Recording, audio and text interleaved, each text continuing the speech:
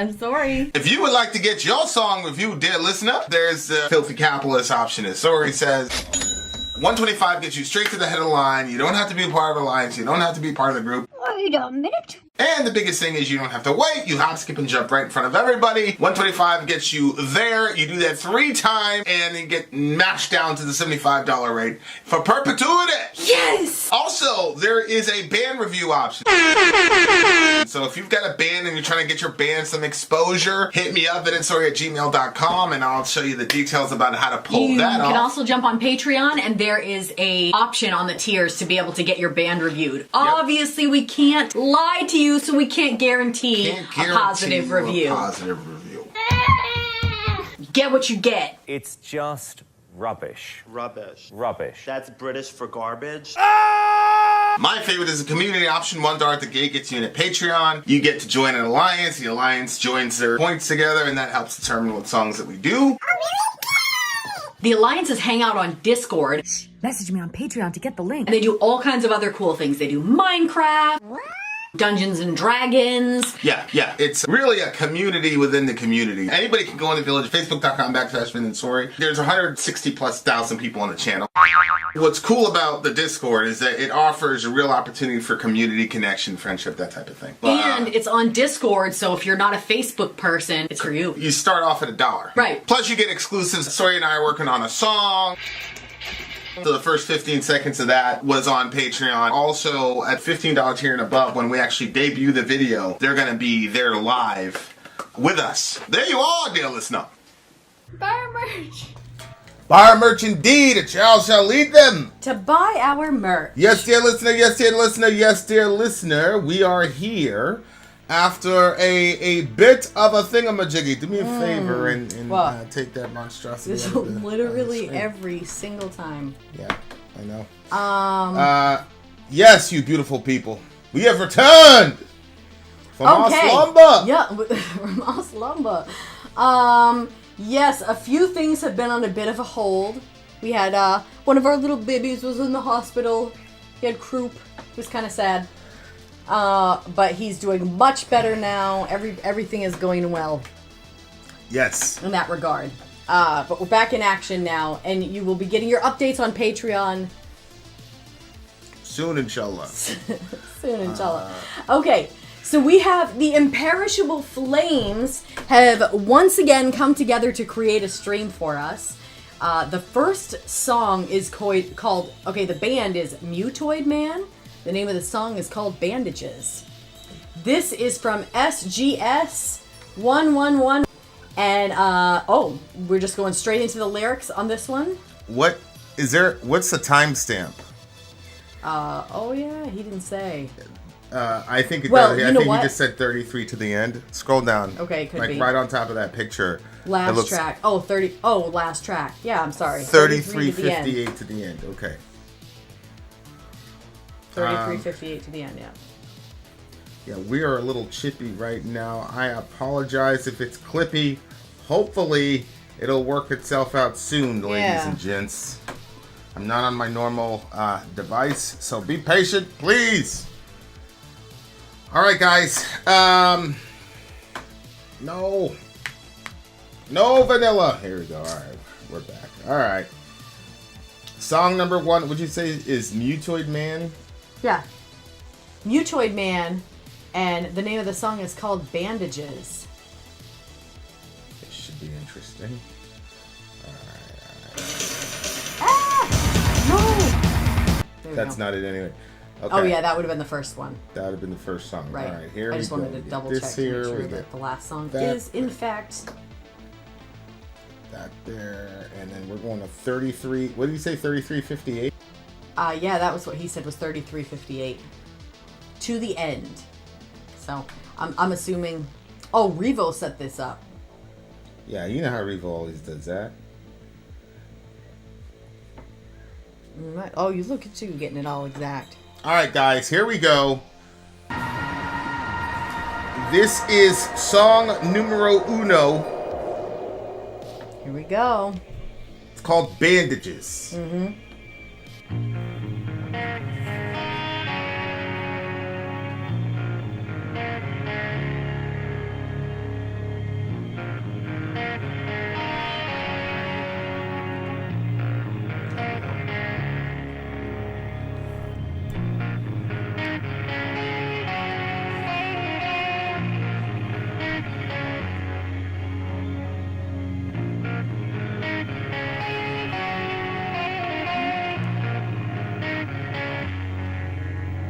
is good. Scared in the shape of my face. Oh my god. A version of me falling free. Scared in the shape of my heart. You could build a model, one that loved so free. Oh my gosh.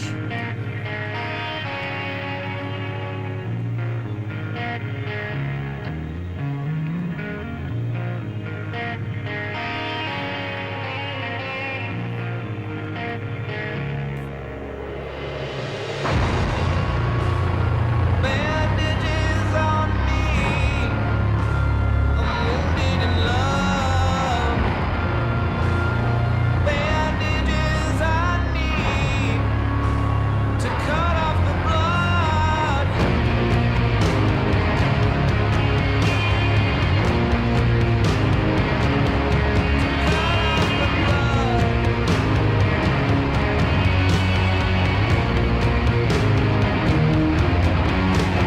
Scars on the skin of my knees. You're making me crawl back into the room. Bandages on me, I'm wounded in love. Bandages I need to cut off the blood. Tied to that pain, gripping my soul, and it's starting to rain, and I'm losing control.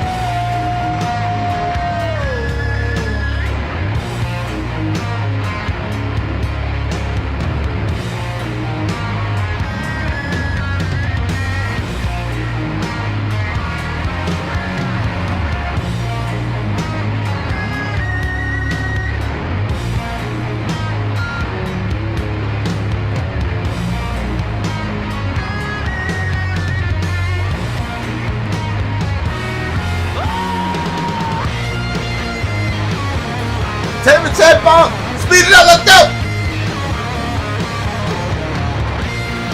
Mutoid Man. Bandages.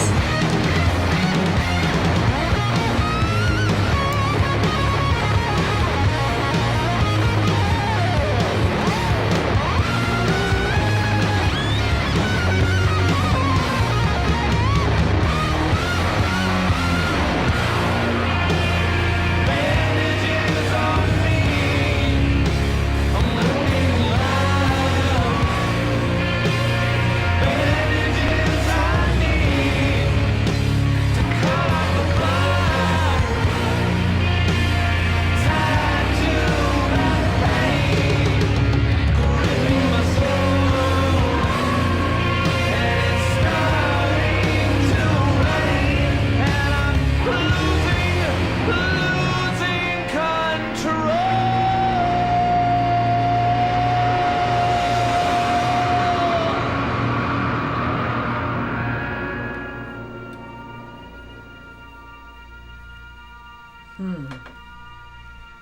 That was song numero uno by the band Mutoid Man. Bandages is the name of the song. Wow. You seem to be kind of like what's going on with you with the lyrics? Well, I probably won't get into too much of that.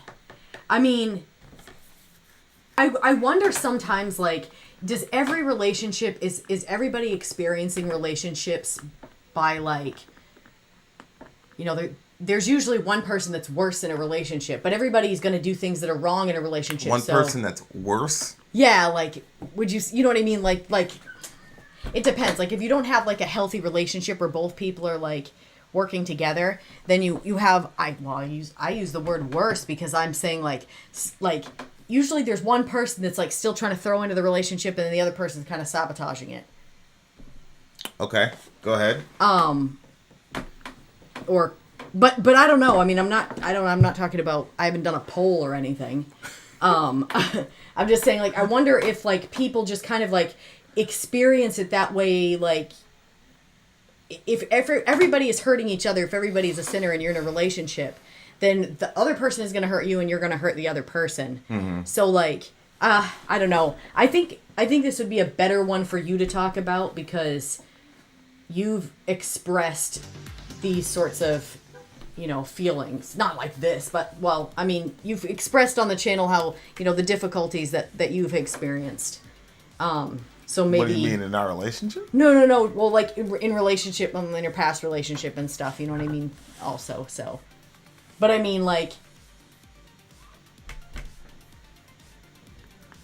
I'm not sure if I'm, like, reading too much into this song or, like, reading it oddly, but, like... So the person is saying, scab in the shape of my face. A version of me falling free.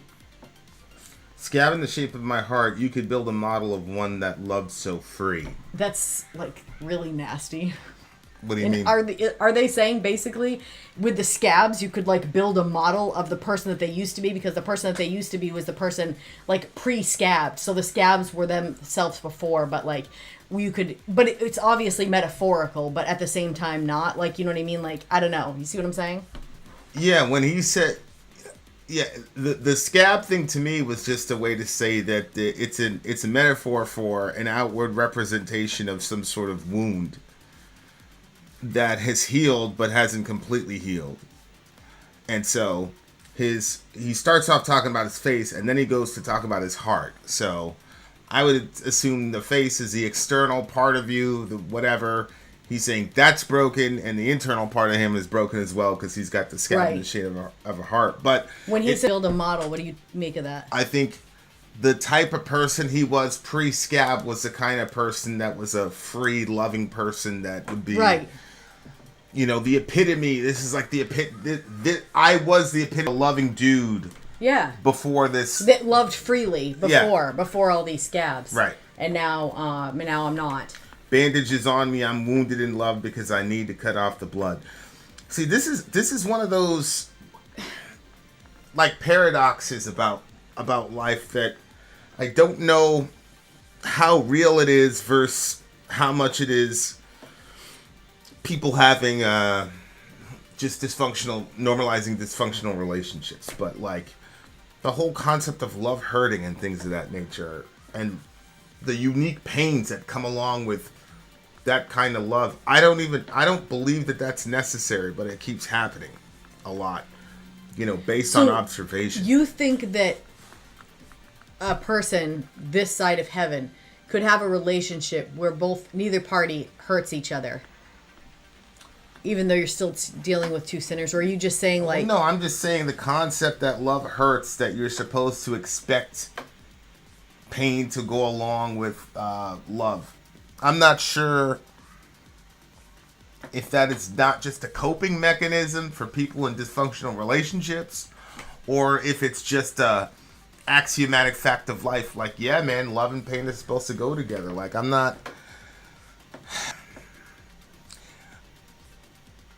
not sure that that's the case. I mean, obviously, human beings are always going to disagree with each other. But, like, if you take friends, for example, you have friends that can be friends for, like, 20, 30 years. Of course, they don't agree on every jot and tittle. But for the most part, nobody says friendship is pain. See what I'm saying? And it's like, that's still it's still a relationship. Yeah, it is. Yeah. So that tells me that you could have a lifelong relationship with a person without it being characterized as pain. You know what I'm saying? So that's kind of although, I mean, you had friendships, differently than I have, so maybe you can throw some light on it. But I'm looking at it and I'm like, well, I don't know. I mean, you don't spend, I don't know. Most relationships, you don't spend a bunch of time. We spend like 24/7 with each other, but that's not even what most regular. Yeah, but even still, what you do at your job, the amount of time that you spend at your job, Yeah, okay, carry on. What do you mean? Well, I was wondering if, like, in a relationship you spend X amount of time with a person, where friendship is, it's not so, but I don't think that's it. I don't think that's why people don't, why relationships like a marriage commitment would be more difficult than necessarily like a friendship over a 20-year period. Well, again, like they all come with challenges and things like that. I'm just saying that nobody characterizes friendship as pain. You don't say like, oh, if you're gonna have a friendship, it's just friendship is pain. Well, that's love. So that tells me that love doesn't always have to equal pain. So it's like, why is it different? Now when we come to relationships, like committed relationships instead of friendships, now it's like, oh, it's pain. It's going to be characterized by pain. Mm-hmm. And I think that's just crazy. I think that's probably a bunch of romantics combined with some Shakespearean idea about real love being, bloody and painful and all this other shit. But that's like the central theme of our doctrine is that real love was like that. No, not really. What do you mean? It's Jesus? It says the greater love has no one. Yeah, he laid down his life for his friends. Oh yeah, thank you. But again, like that relationship is not characterized. That relationship is not characterized because he says he's laying down his life for his friend. So like, you die for your friend and you have moments in your relationships, but I don't think it's true that love equals pain and all that other shit. I think that if love equals pain, then you need to work on your relationship. I just think that it's a cope that people use so they don't have to work on themselves or so that they can tell themselves to survive another year in a dysfunctional relationship. That's what it looks like to me. I'm like, yo, why do you have to be like torn to shreds to be in a relationship? That's crazy to me. Have a bunch of friends then if you don't have all these expectations. It makes you wonder what changes expectation wise from friendship to relationship. Like that's a really weird transition. You see what I'm saying? I've never been able to put those two ideas together very well. Scabs on the skin of my knees. You're making me crawl back into the womb. Yeah. Bandages on me. I'm wounded in love. Good night. What were you saying? I also kind of wondered because there's a line between when is it there's a healthy point for everything, and then there's everything is so it's balanced. So if you stay in a relationship and you can see it's very unhealthy, and this person's getting scabs from the inside to the outside, they're all scabbed up, and scabs in the shape of my face, friggin' people will see scabs but the shape of your entire face, this is out of control. And to me that sounds like this is some next level, this is really bad, really unhealthy. And then I think that seeing the scabs and the change that he sees in himself reminds him of the version of himself that he used to be before those scabs. So there's this constant reminder because he sees the downfall of himself. And then he said, bandages on. So then kind of the question is, why is he staying in this situation where he's getting ruined to this degree? Mm-hmm. One could say, well, is he married and he believes in that commitment? Is he in there for some religious reason? Is this a guy that's just really committed to this girl, as in I've seen people like this where they get in an abusive situation and they stay in it for way too long. But then I thought one thing was kind of interesting. Okay, well, obviously the skin on the knees again was really sad, making you crawl back to the womb. That was just really sad to hear. But then he says, bandages on me, I'm wounded in love, bandages, I need to cut off the blood. So I'm assuming that means he has to stop the bleeding by putting the bandages on. Yeah. But then he says, tied to that pain gripping my soul, it's starting to rain and I'm losing control. I don't know if he just did that because it rhymed, pain, rain. Well, I'm assuming that in the metaphor that the rain is starting to undo the bandages. That's what I was wondering. Yeah. That's where I was going with it. And he can't, it looks like he knows he should leave this person, but he can't. That's what it says, tied to the pain gripping my soul. So he's tied to this person who he depersonalizes her and just calls her his pain. Right? Tied to the pain gripping my soul. It's starting to rain and I'm losing control. So he's cyclically falling back again into a cycle of whatever it is with this girl. Yeah. So good for him. Good night. That's the thing about bad relationships where you have one person trying to either rehab or get the relationship to move forward, and then you got another person that's like, whatever. It's like the other person gets so exhausted that after a while it's like you end up looking around like, what am I doing? Why am I fighting for this thing if the other person, you know what I'm saying? Like, yeah. But the problem is, the longer you invest in it, the harder and harder it is to realize that you need to let it go, because it's like it's a crazy paradox, because it's like, okay, it's time to go, and it's like, well, you didn't really try, you didn't let the relationship go and not try, so then you try, then it's like, all right, it's time to let it go, then it's like, man, how do I get out of this? In the sense of, if you say to yourself, I'm going to do everything possible to maintain the relationship, the term anything possible is a subjective term. What does that mean? Like, does it mean you tie a person down in the basement, don't let them leave? Obviously not, right? Mm-hmm. So that means that there's limits to what you can do to make a relationship work. And so it's like, the longer you push, the harder it is to let go, because then you feel like you've wasted all this energy and all this time. Mm-hmm. So it's this crazy cycle that people are like, yo, why are people always falling in abusive relationships that go over and over again in cyclical fashion? That's why. It's because the first couple times it's like you give up on a relationship when you really love a person.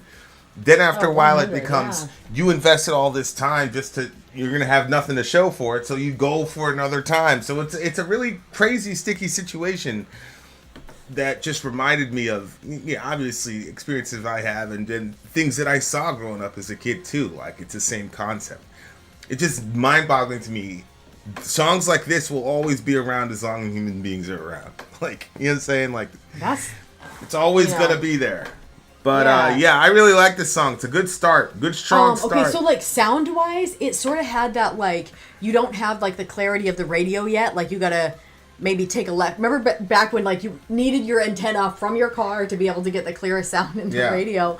So it had like that sort of like sound to it where you didn't have like quite the clarity of it, but I actually liked it because it had that sort of nostalgia feel to it. But then there was a point where it kind of got like, felt really thick, and I felt like that what they were communicating through the song also was coming through in the music. Mm-hmm. I thought that they did a good job with that. I liked it.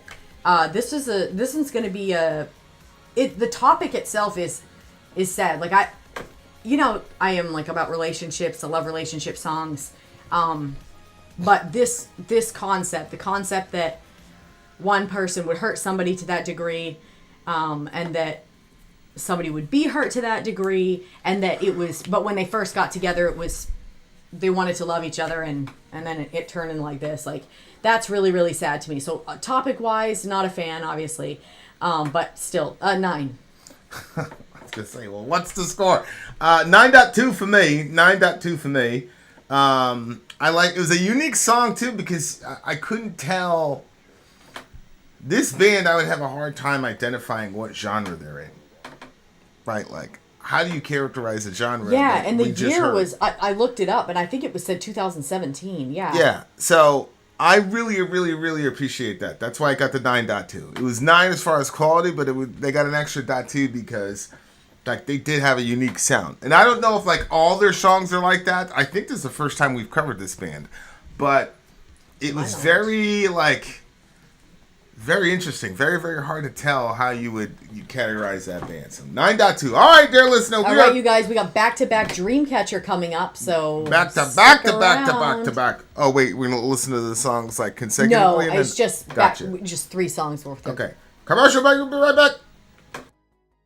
I'm Vin. I'm Sori. If you would like to get your song reviewed, dear listener, there's the Filthy Capitalist option. As Sori says, $125 gets you straight to the head of the line. You don't have to be a part of the alliance. You don't have to be part of the group. Wait a minute. And the biggest thing is you don't have to wait. You hop, skip, and jump right in front of everybody. $125 gets you there. You do that 3 times, and you get mashed down to the $75 rate for perpetuity. Yes! Also, Also, there is a band review option.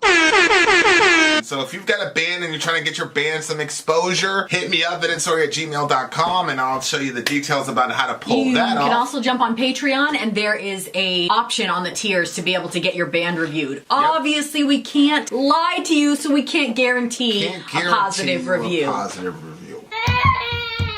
Get what you get. It's just rubbish. Rubbish. Rubbish. That's British for garbage. My favorite is a community option. $1 at the gate gets you in at Patreon. You get to join an alliance. The alliance joins their points together, and that helps determine what songs that we do. The alliances hang out on Discord, Message me on Patreon to get the link. and they do all kinds of other cool things. They do Minecraft, Dungeons and Dragons. Yeah. It's really a community within the community. Anybody can go in the village, facebook.com/Vin and Sori. There's 160,000+ people on the channel. What's cool about the Discord is that it offers a real opportunity for community connection, friendship, that type of thing. And it's on Discord, so if you're not a Facebook person, it's for you. You start off at $1. Right. Plus you get exclusives. Sori and I are working on a song. So the first 15 seconds of that was on Patreon. Also, at $15 tier and above, when we actually debut the video, they're going to be there live with us. There you are, dear listener. Buy our merch. Buy our merch indeed, a child shall lead them. To buy our merch. Yes, dear listener, yes, dear listener, yes, dear listener. Shout out to the imperishable flames who have come together once again. Once more. To have a stream. And up next is a band you've heard before, because Rebo has definitely brought them to us, called DreamCatcher. I was actually just looking at the album. Bon Voyage is the name of the song. Interesting. This is the K-pop group DreamCatcher, says DJ Rebo. You've reacted to several of their songs before. Most recent reactions was a cover they did of... Oh, please say this. I don't like... So, Taji? Song. This song, Bon Voyage, is the title track for the last EP in their Apocalypse trilogy. Apocalypse, Save Us, Apocalypse, Follow Me, and this one is Apocalypse From Us. You reacted to those albums' title tracks of Mason and Vision. This EP just came out last week, May 24th, okay. Wow. By the DreamCatcher Company. You'll be reacting to 3 songs from the EP, which is the full EP minus 1 minute. Minus the 1 minute intro track and the closing track to you. So basically, we're almost going to listen to an album right now. Gang shit. Yep. You'll be reacting to 3 songs. One Voyage is the title track. I recommend watching the official video on the side. Remember that it has a closed caption option if you want to watch the MV with English lyrics. I assume you guys forgotten this since the Mamamoo hip reaction, where you guys watch the official video with subtitles turned on, since Vin sometimes acts like he has to watch the lyrics instead. Though if he'd prefer to watch lyrics alone, that's fine as well. The songs on the EP are all written by Oleander, Dor, Buddy, Pepperoni, and Olive. It is their first album without songwriter Lune. Pepperoni? I am certain that person's name is not Pepperoni. I'm sure it probably isn't Pepperoni, but... Pepperoni? What would you say? Pepperoni. Look at it. Pepperoni. Right Where? here. Wow, Buddy Pepperoni. There's not much I can do with it. Okay. I think that looks like his pizza order. Pepperoni and olives. It looks like a pizza order. He signed an exclusive contract with another company last year. And just for all of those who are wondering, to clear Vin's name, that was a different system that we had. So I would overlay that video on top of it so we were able to do different things like that. If I'm remembering correctly what you're talking about. I don't think we can play we can't, because we download the video and play it. So I don't think we can turn on the subtitles in our current program. So you can still look at the lyrics, Vinny. All right, you guys. DreamCatcher, Bon Voyage. I got the official here, and you're gonna put that one over there. Yep. Okay. Got the imperishable flames. Here we go. Sorry, let's do it. That's the official. That's the one that. It is? Okay. That's the one that was sent for the download. Is there another? Did you have another link? Well, there's 2 links here. One of them is this, and one is the official. Well, talk to the people. Tell them to go and ask me anything. All right, you guys. It is now Chippy ask me computer. anything. I don't even know if they'll be able to see. Go ahead. Yeah. So let's do an ask me anything, you guys. So I'm going to pull up the chat. And in the meantime, you guys can start thinking of your questions. And don't forget, if you have a question for Vinny as well, that can be arranged. He's right here. I can just simply ask him. The weather is getting better in Maine. Such a boring conversation, but that's because I'm trying to open the app and I can't see guys' messages. What? I can't see anybody's messages, so I'm like opening this up and it's just like taking forever. So I'm talking about the weather, which is super boring, maybe to some. Okay. Okay, I see the second one. Okay. All right. Oh, this you just. Computer is taking forever. Oh, jeez. Okay. Oh, what you're curious about? What shirt? Let's see. Okay. Kai, we'll check out that email on the next break. Sorry, tell me about your shirt. This shirt. I'm assuming the email is. This is the core. I'm assuming the email is about. Yeah, I know, but I said we're gonna. Yeah. Live, right? We said we were gonna. Anyway, this shirt is from the core. I believe Jay is the one that made this. Jay Dispirited, yeah. Yeah, and what does the back say? It says, "This is for all the times you weren't there. You said you or something. You said you would be there. Yeah. This is for all the times you said you'd be there. Yeah. Yeah, so it's a pretty cool shirt. Deep shirt. Jay made it, and I mean, if he was in the chat, I'd be like, "Yo, we'll drop the link." But I added some extra little cuts to it because the man version doesn't have those. It doesn't? No, certainly not. You added it, obviously. Yeah. Obviously. Okay, so let's see. I have the video now. Let's do it. Bon Voyage. No. We don't. Oh, I see what you're saying, Bravo. I see what you're saying. Okay, hold on a second. What he's saying is, if we pull that up, the DreamCatcher video, then I can click on the subtitle thing. So from here, that's what I'm going to do right now. I'll be able to see the lyrics. Right on the screen, because we are playing it from here. Look, it's already there. Sori, you need a Beatles shirt. A Beatles shirt? Dwayne, send her a Beatles shirt. I'm sure she'd wear it. Yeah, send me a cool one. I'm sure she'd wear it.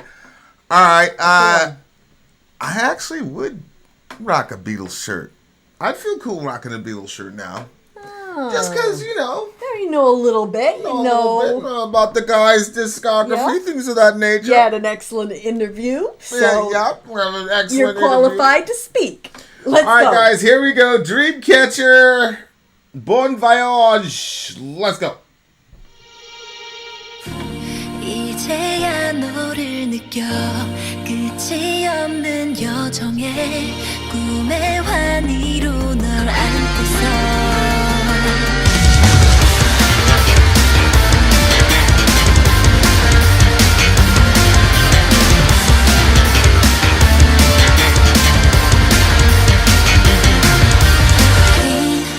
감정에 닿은 빛감 아무래도 넌 이미 날 채웠나 봐 되려 모든 장면들이 너로 가득하니까 Now I'm here blending feelings for you 모든 색보들이 너로 향해 있어 조금 멀어져도 우린 함께 있어 Yeah, maybe you don't but I love you 나 그럼에도 널 사랑하니까 그래서 떠나려 해 우리 마지막인 것처럼 모든 날들의 빨간 Yo, the video was crazy.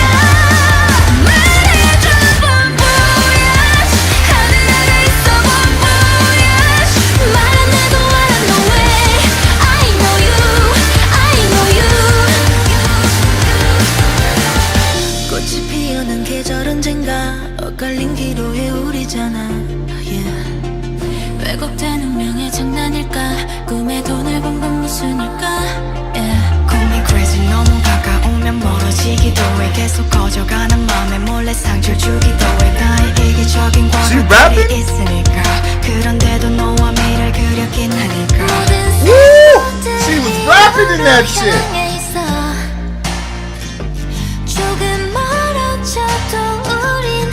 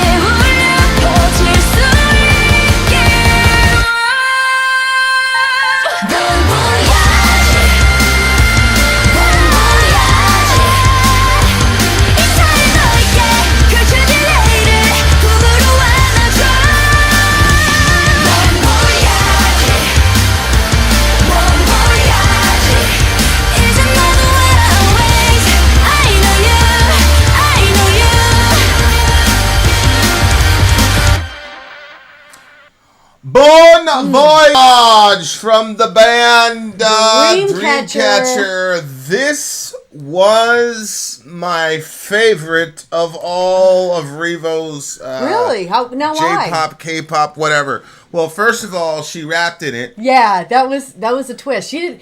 I thought good. that was. That I must thought have been that was crazy to hear that in like actually their language to hear the. Yeah. That'd be crazy. Shorty was talking reckless. I mean, we were reading it on the screen, but she was talking reckless. I appreciate it. Okay, so that's the first thing. I loved the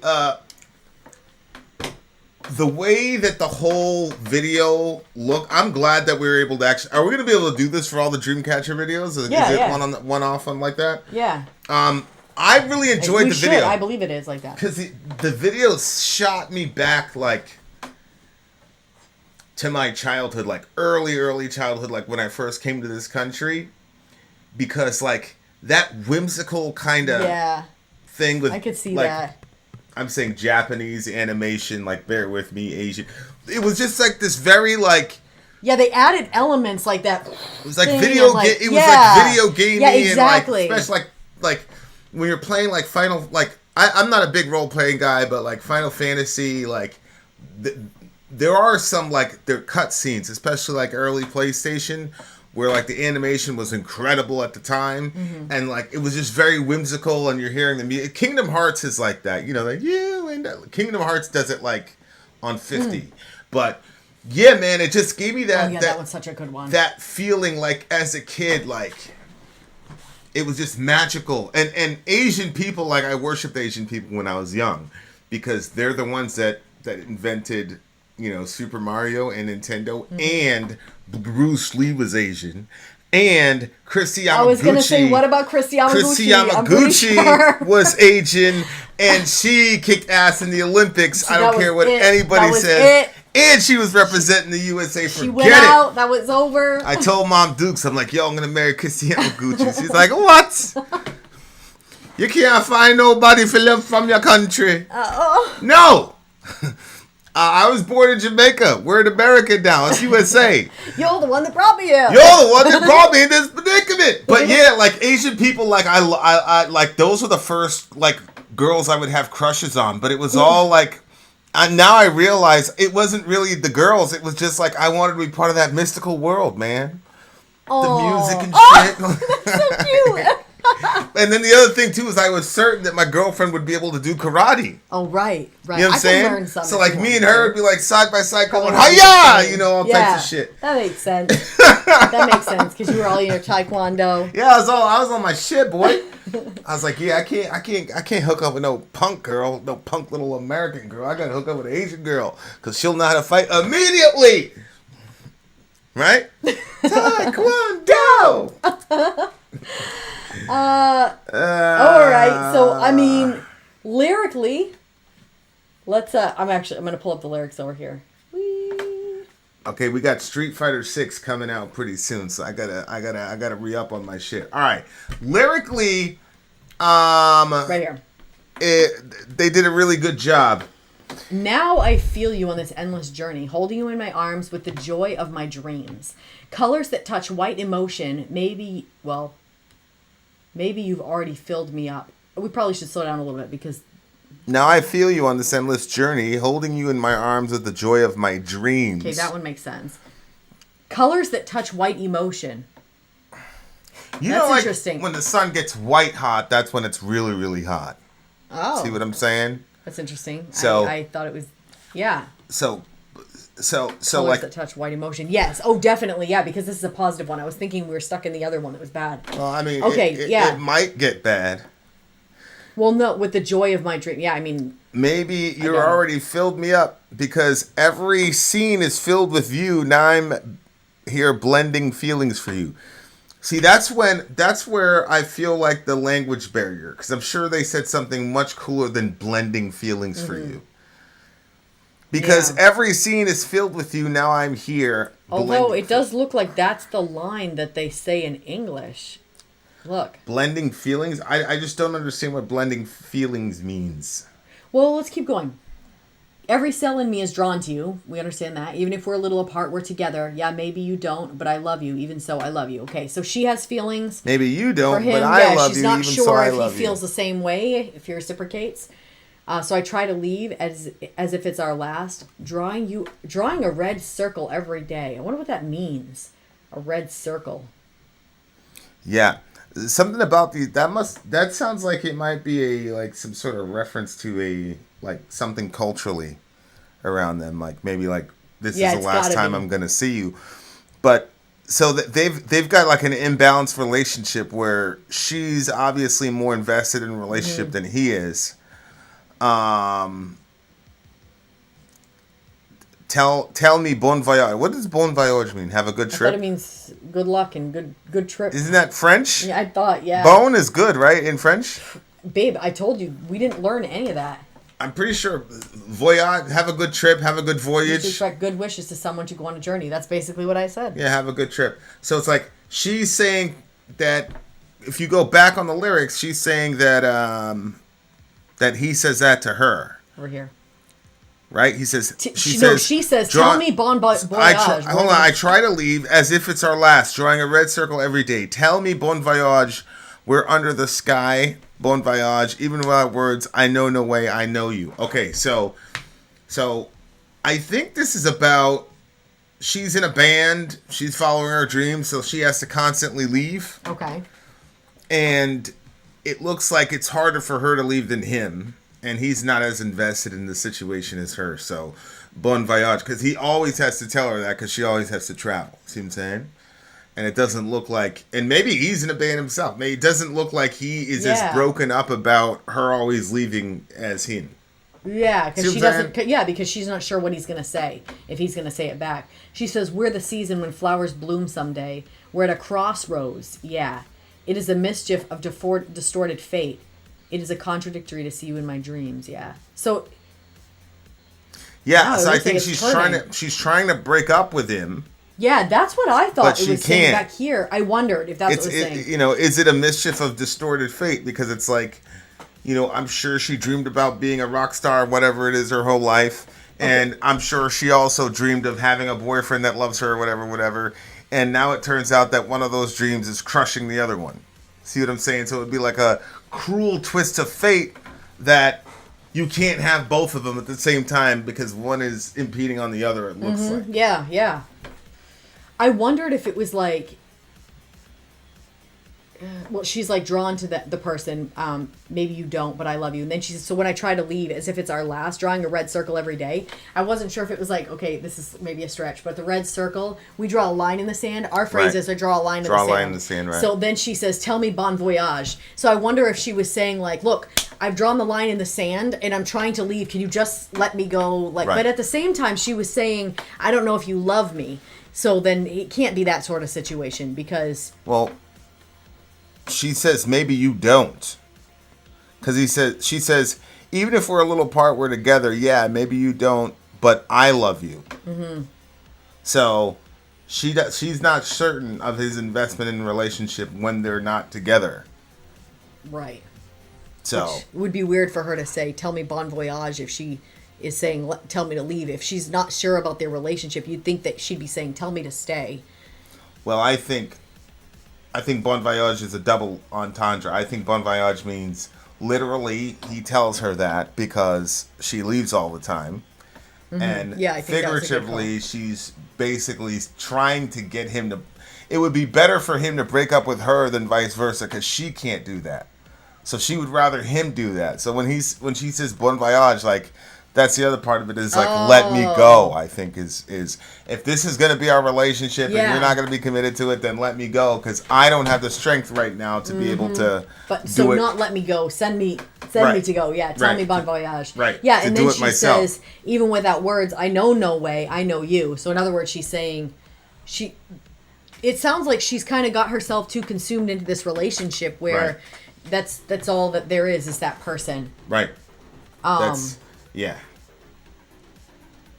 I mean that's pretty accurate in this song, which you know that's one of those things, man. When it looks like it's very, very hard to kind of strike that balance between saying, give your whole heart to a person, versus like protect yourself. But like here, the problem is, to the degree that you give your heart to that person, you increase the likelihood of pain if the thing goes wrong. But to the degree that your heart is open, you also increase the joy of being in love in the first place. So for example, let's say you get 2 units of stars for, like, I'm going to hold 50% of my heart back, so I'm going to get 2 units of stars worth of whatever when I hug this person. Whereas if I'd open myself up to that person, right, now the 2 units of like stars become like 50 units of stars when something, so the more you hold yourself back, the less of the experience and the apprehension of the love is going to be. But the more you hold yourself back, the easier the landing is if the thing doesn't work out. And so that's kind of the crazy paradox that everybody's caught up in relationships. And, you know, most of us, you know, haven't figured out which situation we'd rather be in. You know what I'm saying? I'm saying most of us. Me, I know what situation I'd rather be in. But yeah, that's kind of what it looked like to me. Yeah, I agree.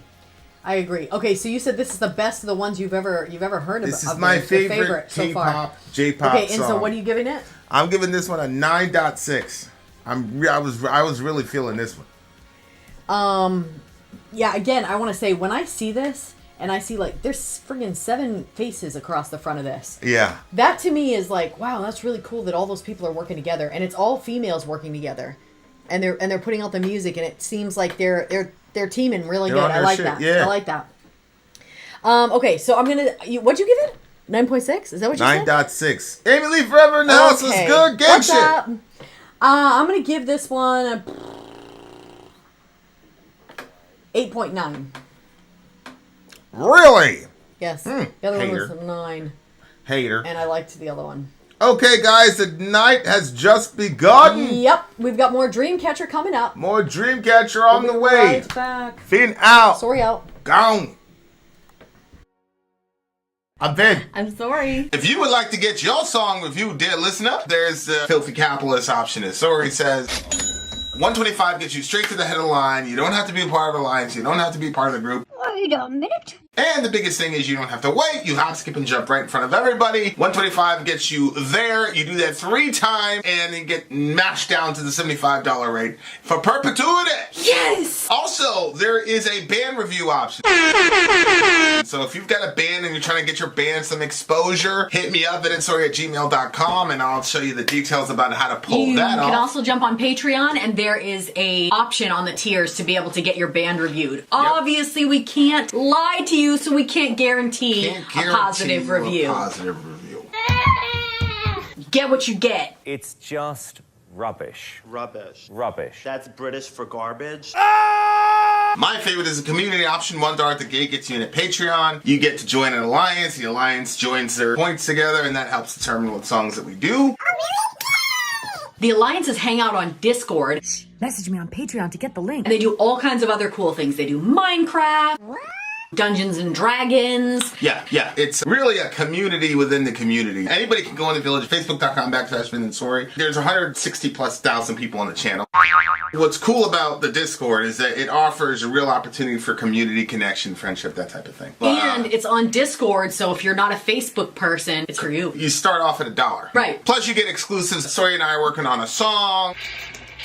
So the first 15 seconds of that was on Patreon. Also, at $15 tier and above, when we actually debut the video, they're going to be there live with us. There you are, dear listener. Buy our merch. Buy our merch indeed. A child shall lead them. To buy our merch. Yes, dear listener. Yes, dear listener. Yes, dear listener. Here we are in the midst of the imperishable flame stream. The imperishable flame stream. Yes, and here's the little stream icon thingamajiggy. Up next is another DreamCatcher song from the big homie Revo, DJ Revo, respectfully.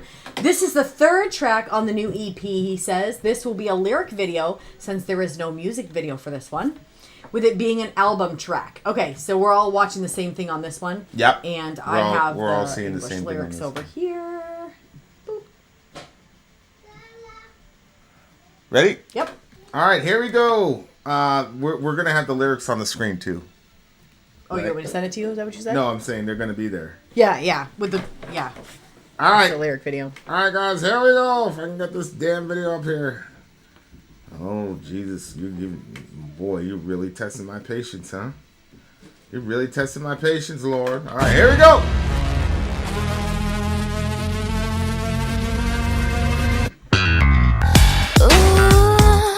Dangerous conversation 깊어진 emotion 깊게 갇혀진 궤도 헤집어놔도 좋아 네 세계로 너는 내 밤을 가린 채로 세상에 보여 예쁘게 포장해 거짓된 나로 감추도 화장 같은 너지만 현실은 독하니까 Stay with me tonight, this is a nightmare. Say I'm confused now, heart is racing, paranoid. I can't trust what I feel, everything's void control. 우리나라 대부분에 갇혀있는 살고픈 사람들은 택하지 정겨워진 나를 깨고 나아가길 바라는 난 분노만이 가득하지. 생각 끝에 네가 서있어 들어줘 내 목소리 그대는 언제나 나의 데미안 Oh 데미안 스스로 갇혀가는 나과 화면에 남은 진심 사이에 영원히 남아줘 나의 데미안 Oh 데미안 작은 그 목소리로부터 금을 가른 별 Break the wall 설렁답이 아니라 해도 Don't you ever stop Say I'm confused now Heart is racing paranoid I can't trust what I feel Everything's void control 우리나라 대부분에 갇혀있는 사고뿐인 사람들은 타락하지 정겨워진 나를 깨고 나아가길 바라는 난 분노만이 가득하지 생 끝에 네가 서있어 들어줘 내 목소리 그대는 언제나 나의 데미안 Oh 데미안 스스로 갇혀가는 나과 화면에 남은 진심 사이에 영원히 남아줘 나의 데미안 Oh 데미안 Memories chasing me Now it's time to break free 고역해 가려진 장막을 걷고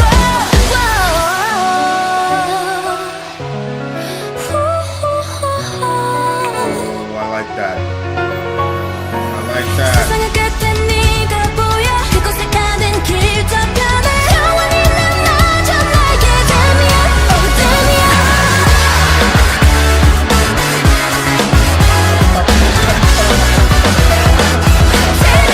Oh 데미안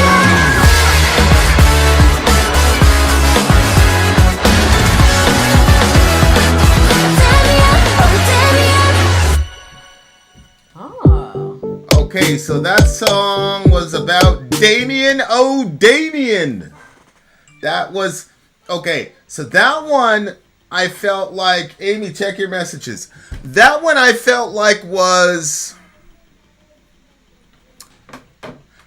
the early 90s, or the mid-90s. Like the energetic music. Yeah. Like, Yeah. I used to hear shit like that and do my like karate routines Yep. and shit, my taekwondo katas and everything. Yep. Young. Yeah. And I like music like that. I'm glad that music like that is like re-emerging again. Like you got so many of these, but it's really interesting because I'm like, yo, that was like what 25 years ago. So it's like in the 90s, like when people, it'd be like an artist coming up with like shit from the 70s, like, which is crazy to me. Like imagine that, like being in the 90s and then somebody's listening to music that was from the 70s. Mm-hmm. You know what I'm saying? Yeah. Like it would have sounded unique to you and it might hit or it might miss, but like it's just crazy to think like that's now like a retro sound, which is pretty crazy. Yep. It's pretty crazy to think that that could be a retro sound. Yeah. Yep. And it just, this is the one that like literally just came out May 24th. Yeah. So craziness. Yeah. Okay. Oh, dangerous conversation, deepened emotion, strongly equipped orbit. It's fine to break into your world. My heart is wrapped in half. I can see the world, lied and wrapped beautifully. Though I hide myself, you're like a fantasy. The reality is tough. Stay with me tonight. This is a nightmare. So, like, that whole first stanza, first she calls it a dangerous conversation, which I think is very interesting. How could a conversation be dangerous with There's a lot somebody? of ways it could be. Okay, in what sense? Well, if you're, if you're the type of person that has to walk on eggshells around somebody, but eventually you have to say something, it could be a dangerous conversation. True. It could be perceived as a dangerous conversation if someone is not inclined toward honesty and they decide that they're going to be honest, so they're not sure how the person is going to be reacting, and so they could that's true. They could perceive conversations to be dangerous. They said deepened emotion, strongly equipped orbit. It's fine to break into your world. My heart is wrapped in half. I don't know if it has to do with... See, the strongly equipped orbit, again, is like... I'm like, that sounds like a translation, lost in translation issue again. Strongly equipped orbit, like... Well, to me, that was like... You're like strong... Like, you know, one of them, like, I can feel you in every cell of me. I thought it was like kind of like one of those things. Like, you're strongly equipped orbit. Like, you're in each other's orbit, and it's like, it's strong. It's not... Yeah, but why would it be equipped? Yeah, again, yeah, no, I agree. Yeah, like I just, yeah. No, I agree that there's like a translation thing. I'm just saying, like, that's what I thought that. Yeah, I think you could still draw, which is to say that the person is the gravity is so powerful like, that you're always in their orbit. Yeah, exactly. That's what I thought that they were trying to say. Yeah, but then it's fine to break into your world.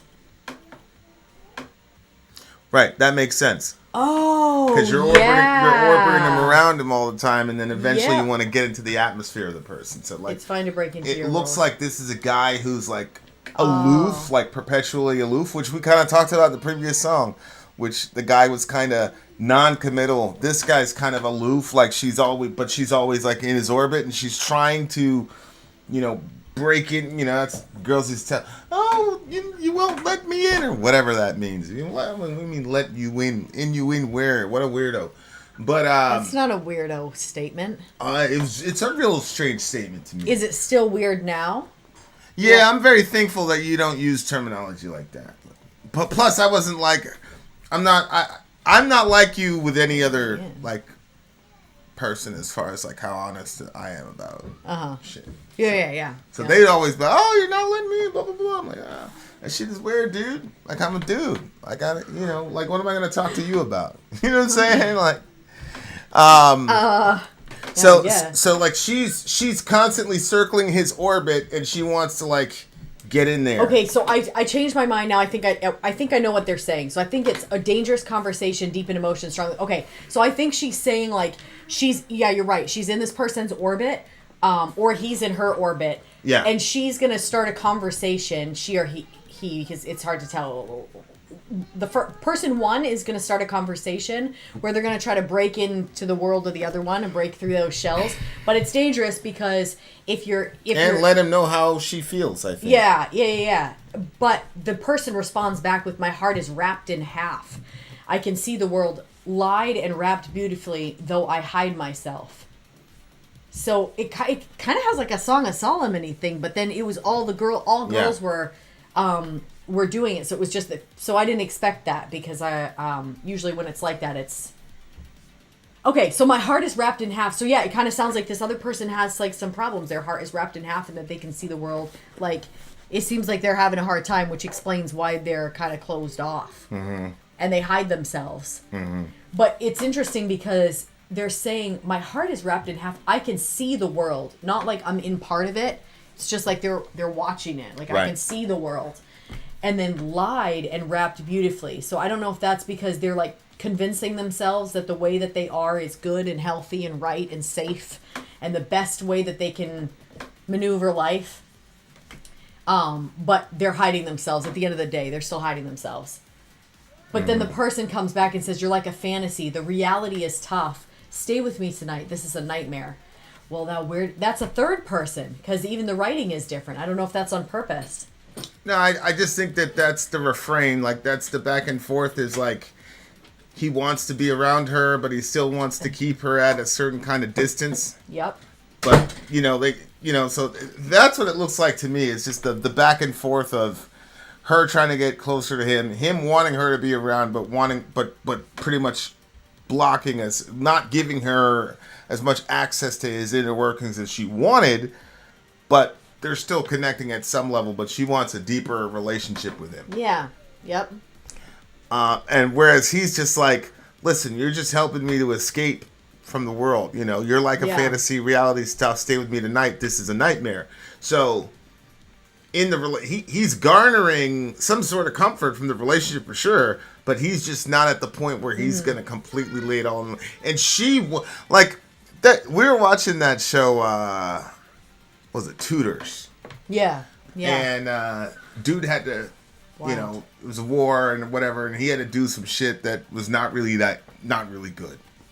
Like, yeah, I think I even think like it was like, it doesn't really matter what it was, but it was terrible. It just made him like, I feel like that, like whatever it was, like women and children also got harmed in the process. Yeah, and so it was even worse than. Like, well, this group was gonna surrender, and then he was supposed to go there to take their surrender, and then the king told them to massacre everybody.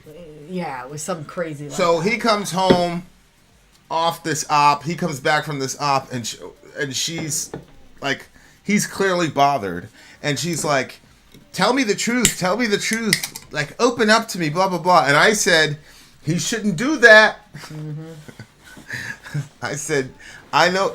I was like, why not? I said, he shouldn't do that. Like, because I'm like, she obviously can see that he's troubled, like, she can help, whatever. I said, her mindset as to who he is and what he is going to change when he tells her, and she's going to be repulsed by what he did. And you're like, no. It took about 2 episodes, and he finally said it, and they were never the same again. Those two. So it's like, in the real world, for me, it's like not always good. Yeah, but I didn't think we were to go out there and like completely spill your. No, I agree. Put your heart. I believe there's some things like that you should keep to the chest and not. You know what I'm saying? Like, especially when it's shit like that they'll never. See, that's the thing. It's like she will never understand. You know what I'm saying? She'll never understand like the situation that dude was in. No, of course. And she'll never be able to relate. So it's like all she knows is a cultural taboo, which is a good one. Obviously, don't kill people, right? Mm-hmm. But like, I just people believe that they love people like completely unconditionally, but like that's so interesting because I didn't see that scene really as but you're right I didn't see that as a love thing. I was looking at that scene and I was like, wow, that lady's really weak. That's what I thought when I saw it. With what? Because she said, I mean, she knew it was going to be bad. Like, she knew. I mean, he was clearly whatever.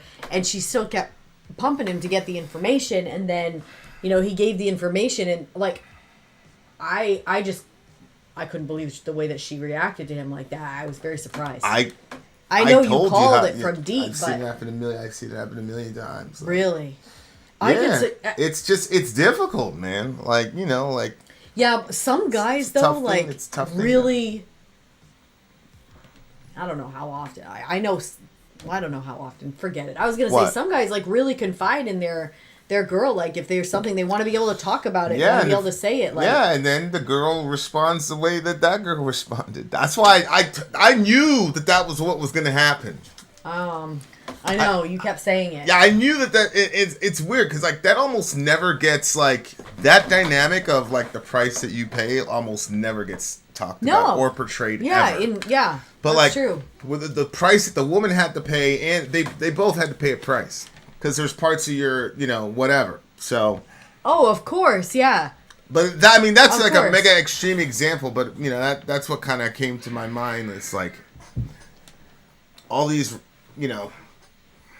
I don't know. I think in relationships like that degree of unconditionality is extremely rare, and I think that is an inhumane burden to put on somebody. That's how I feel about it right now. Like, wait, to do which thing? To even share that stuff. Like Oh, if you. oh, you think that's an inhumane burden to put on? Yeah, I think that's a horrible burden to put on your spouse, especially as a man, to do that.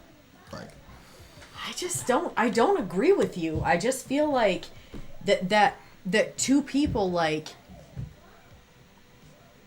that I just feel like that's part of like how you help each other. Like I don't know, like I think people can help each other, but there's certain situations that are so extreme that it's like, the other person has no category for it. Well, again, You see what I'm saying? Like we're talking about something, but it's vague to me because there's situations. I'm sure there's situations that, like, okay. Yeah, we watched that. There was that show that, okay. I guess it's hard because I would want, if I was in that situation, but I'm somebody that would want to talk through something. So I would want to definitely talk about it with somebody. But then at the same time, like... I'm not saying you don't talk about it, but you don't talk about it with your girl. Yeah, okay. You know what I'm saying? Okay. Like... I guess, yeah. Like... As long as... I guess that's the big thing. Like, is the person talking to somebody and getting help or whatever? There's no way she's not going to look at you sideways after that. Like, it doesn't matter. Like, it doesn't matter what you say. Like, I'll never believe otherwise. You know what I'm saying? Like, Shorty's taking a shower and she's like, yo, my husband just killed like 7 people. We're going to surrender to him. You know what I mean? Like, she might still, say she loves him, but at the end of the day, like, you just did some monstrous shit, my nigga. Well, like, this, you getting out of that one. Well, it depends. It depends. Like, if you pull the situation back and you're like, yeah, they did that because, America wanted oil. Mm-hmm. Then I can see, like, oh my gosh, there's not even, like, it's not like, I was trying to get out, I was trying to get my boys out, blah, blah, blah. You know what I mean? Like, something like that. It was like, America wanted more oil. Yeah, that would be a tough. Yeah, it's brutal. Mm-hmm. It's brutal. But if you find someone that loves you to that degree, then hold on to your butts, as they say in the song. 9.1 for me on this one. 9.2 for me. Revo, I'm not getting a lot of your scores, my man. You got to give me some of your scores too on this one. How'd you rate this one? Because we got a couple more of these DreamCatcher songs on the other side of the break, dear listener. We are coming right back. I'm Ben. I'm Sori. If you would like to get your song reviewed, dear listener, there's the Filthy Capitalist option. As Sori says, 125 gets you straight to the head of the line. You don't have to be a part of the alliance. You don't have to be part of the group. Wait a minute. And the biggest thing is you don't have to wait. You hop, skip, and jump right in front of everybody. 125 gets you there. You do that 3 times, and you get mashed down to the $75 rate for perpetuity. Yes! Also, there is a band review option. So if you've got a band and you're trying to get your band some exposure, hit me up at itsori@gmail.com, and I'll show you the details about how to pull that off. You can also jump on Patreon, and there is a option on the tiers to be able to get your band reviewed. Obviously, we can't lie to you, so we can't guarantee a positive review.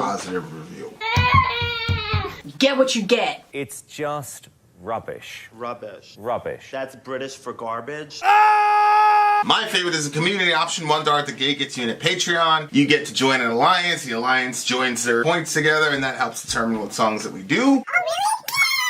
The alliances hang out on Discord. Message me on Patreon to get the link. And they do all kinds of other cool things. They do Minecraft, Dungeons and Dragons. Yeah. It's really a community within the community. Anybody can go in the village, facebook.com/Ben and Sori. There's 160,000+ people on the channel. What's cool about the Discord is that it offers a real opportunity for community connection, friendship, that type of thing. And it's on Discord, so if you're not a Facebook person, it's for you. You start off at $1. Right. Plus you get exclusives. Sori and I are working on a song.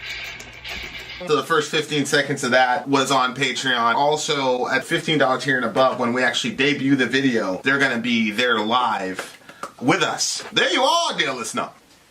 Buy our merch. Hey, guys. All right. Buy our merch indeed. Buy our merch indeed. Yes. We got something playing there. I solved the problem. All right. Thank you for the solve, for the fix. Okay, you guys. The Imperishable Flame stream is in the works. DreamCatcher Propose is up next. This is the 4th track on their new EP album, says the big homie DJ Revo. DJ Revo! He says, I'll let you guys choose whether you want to react to a live version of the song, as such audio isn't good and low quality, or a lyric video of the song. The live performance is at the showcase for the EP that was streamed live online when it was released.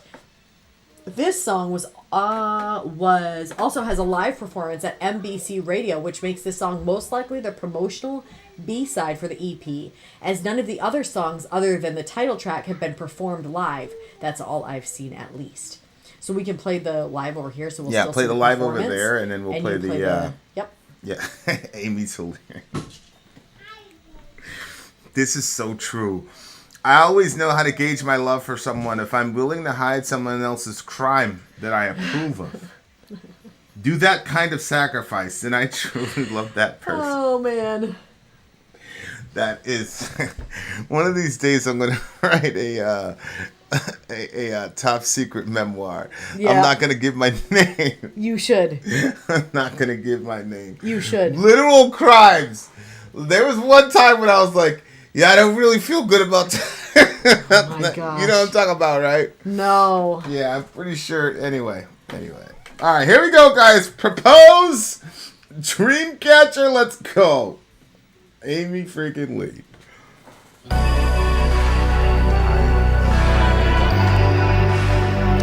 We got the live over here, bitches.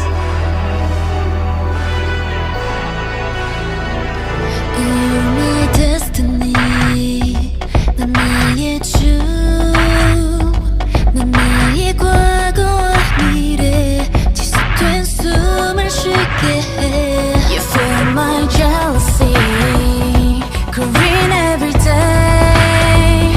너의 그림자를 따라 함께 있어 네 숨 안에. Don't run away, you can't escape my love.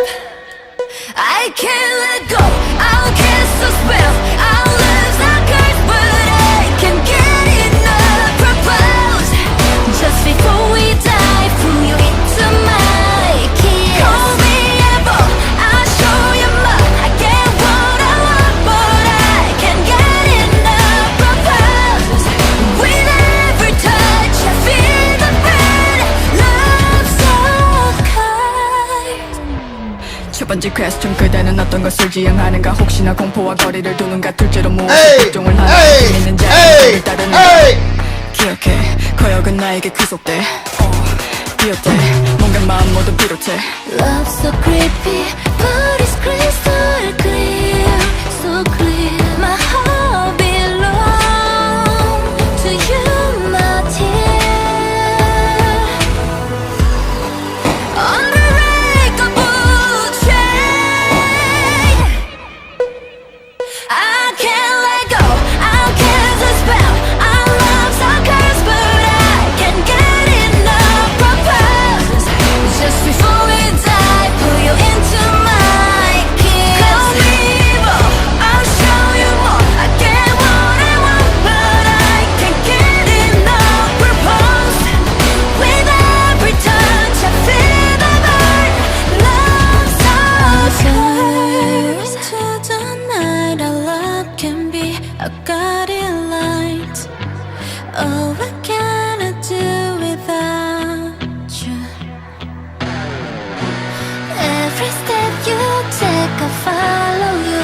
I'll be there too, 'cause I wanna cherish you forever. I can't let go. Our love's a curse, but I can't get enough. Propose just before we die, pull you into my kiss. Call me evil, I'll show you more. I get what I want, but I can't get enough. Propose with every touch, I feel the burn. Love so cold. Well done. Ooh, okay. They're alive! They're alive! Myron Scott says. Yes, sir. We are. We are. We did take a little trip Youth to of the nation. ER, Yeah, man. but everybody's well and good now. That wasn't fun. Shout out to the big homie 7 for participating in the healing of my child. I was texting him because we were in the hospital. I was like, he's like, yo, what's good? I was like, yeah, I'm in the fucking hospital with this nigga, bro. He's like, what? He's like, I'm gonna pray for y'all. I was like, shout out to Seven. Okay. And the next day, we were released from the hospital, Seven. So do what you will with that, my G. Does he usually say that? That he'll pray? No. Okay. I don't even know technically. Well, and I don't he's even like know, literally his breathing is so good today. I don't even know technically if I should have said that out in the public. I'll find out soon because he watches all these things later. Oh, no. All right, here we go. Okay. Let's. Hell yeah! This was definitely like a stalker. This is like definitely like a stalker, unhealthy, crazy girl shit happening here. Okay, let's see. She says, "So you're my destiny. You're my dance. You're my past and future. You make me... Oh. No. Make you breathe continuously. You fuel my jealousy." Oh, no. See, that's the... I'll tell you. That's what I was going to say. Jealousy. He fuels hers. That's where the problem is. She's not like... It's his fault that she's jealous. Uh-oh. Oh, no. It's his fault she's jealous. Growing every day. Following your shadow. Oh, then he says back, following your shadow, I'm with you in your breath. Well, it kind of sounds like... You keep saying that because the font changes. Oh, the font... But that's not that doesn't mean that there's another person talking. That means there's another person in the band talking because there's 7 of them. Right. Okay. All right. So follow your shadow, I'm with you in your breath. Wow. In your breath. Yeah, that's you and most Christians, Amy. Amy says, when I start praying, I'm left with no options.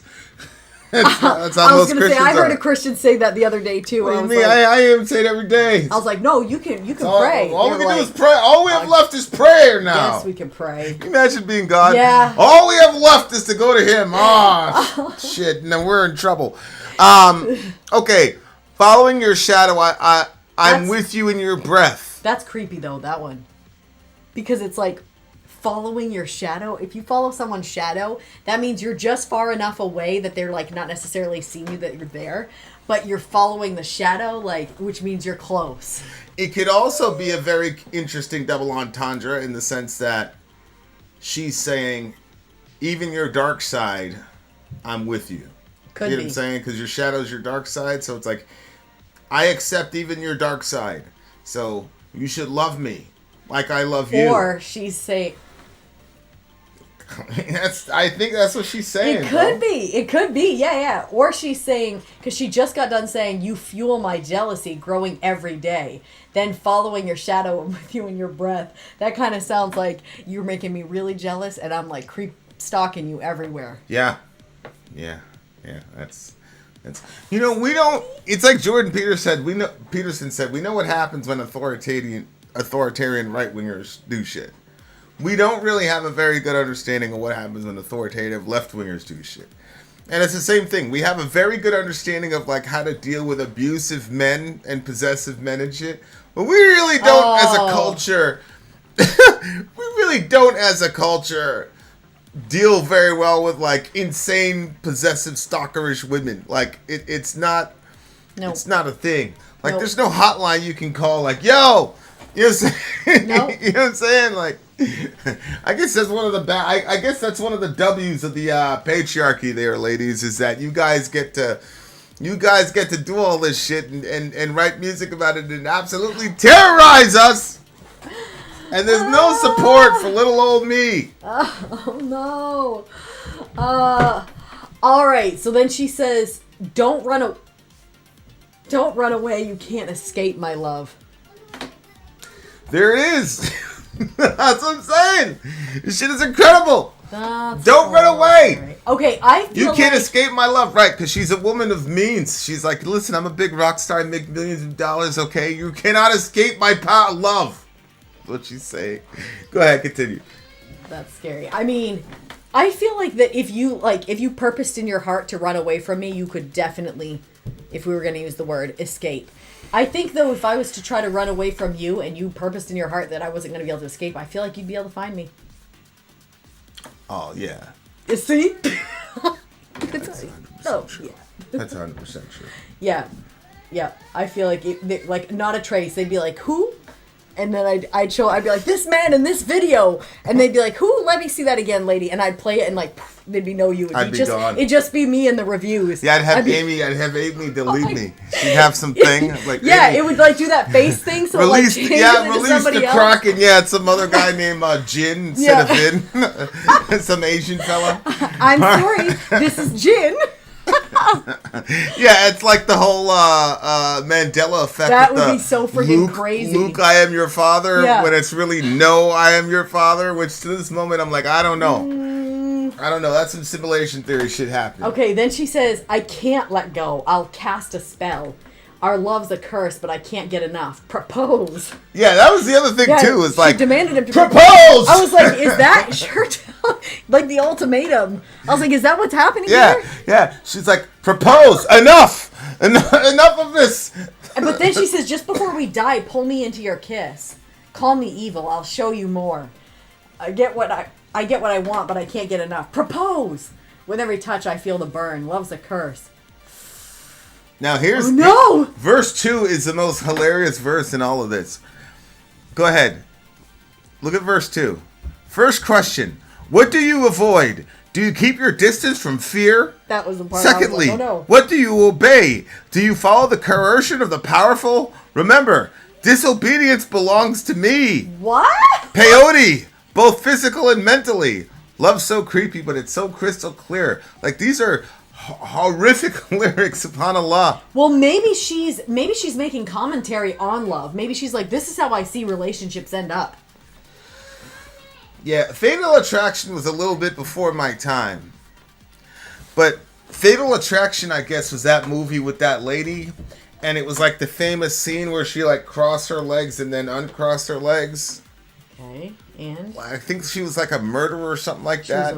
But the detective that was investigating her, like she was seducing him. No way, really? And it was like this one scene, like she has her legs like this, and then she like basically uncrosses them and then crosses them again. It's like this iconic scene. Okay. Like, that's the only thing I know about that movie, though. Oh, God. I think it's like the woman was like that's not the right one. Oh. Yeah, the woman was like a murderer or some shit. Like this. That must be a. I don't know if that was a remake or what. Joshua Jackson. No. It doesn't matter. Oh well, no. I'd like to see this. Okay, Basic Instinct. Okay, that's what it was. Oh, Basic Instinct. Yeah, I messed it up. That's Basic Instinct. Okay, that's the one. Basic Instinct. Yeah, with the crazy lady. I feel like that if we live like. Yeah, there it is, right there. So that's the famous scene. She's getting interrogated, and then she uncrosses that leg and then does it the other way, and whatever. My only point was to say, like, that's the only time when I really see like oh my God, is that? Look at that. That's a dude like standing there. That's like Kyle Kalinske and Kyle Ball and Crystal. Yeah. Really? Kyle and Crystal Ball. Is it like that? I mean, it's essentially like that, at least metaphorically speaking. At least right, for sure. Okay. All right, so then back to the thing. Okay, Vin, Basic Instinct was sexy. Fatal Attraction was when Glenn Close cooked a rabbit. Okay, I didn't see either one. Okay. No. Even Kai had to correct me on that one. Like, what the hell is wrong with you? Okay. Oh man, the director. Okay, so what's the point? The director lied to Sharon Stone about that scene that they wouldn't be able to see anything. It's really bad in hindsight. Okay, so apparently this iconic moment was.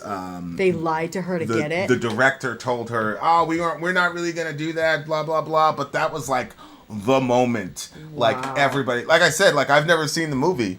Of course, my mom was like, dirty girl.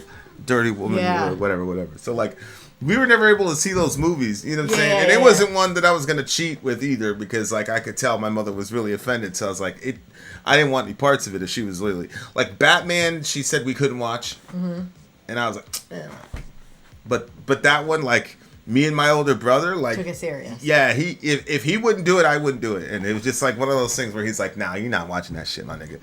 So like.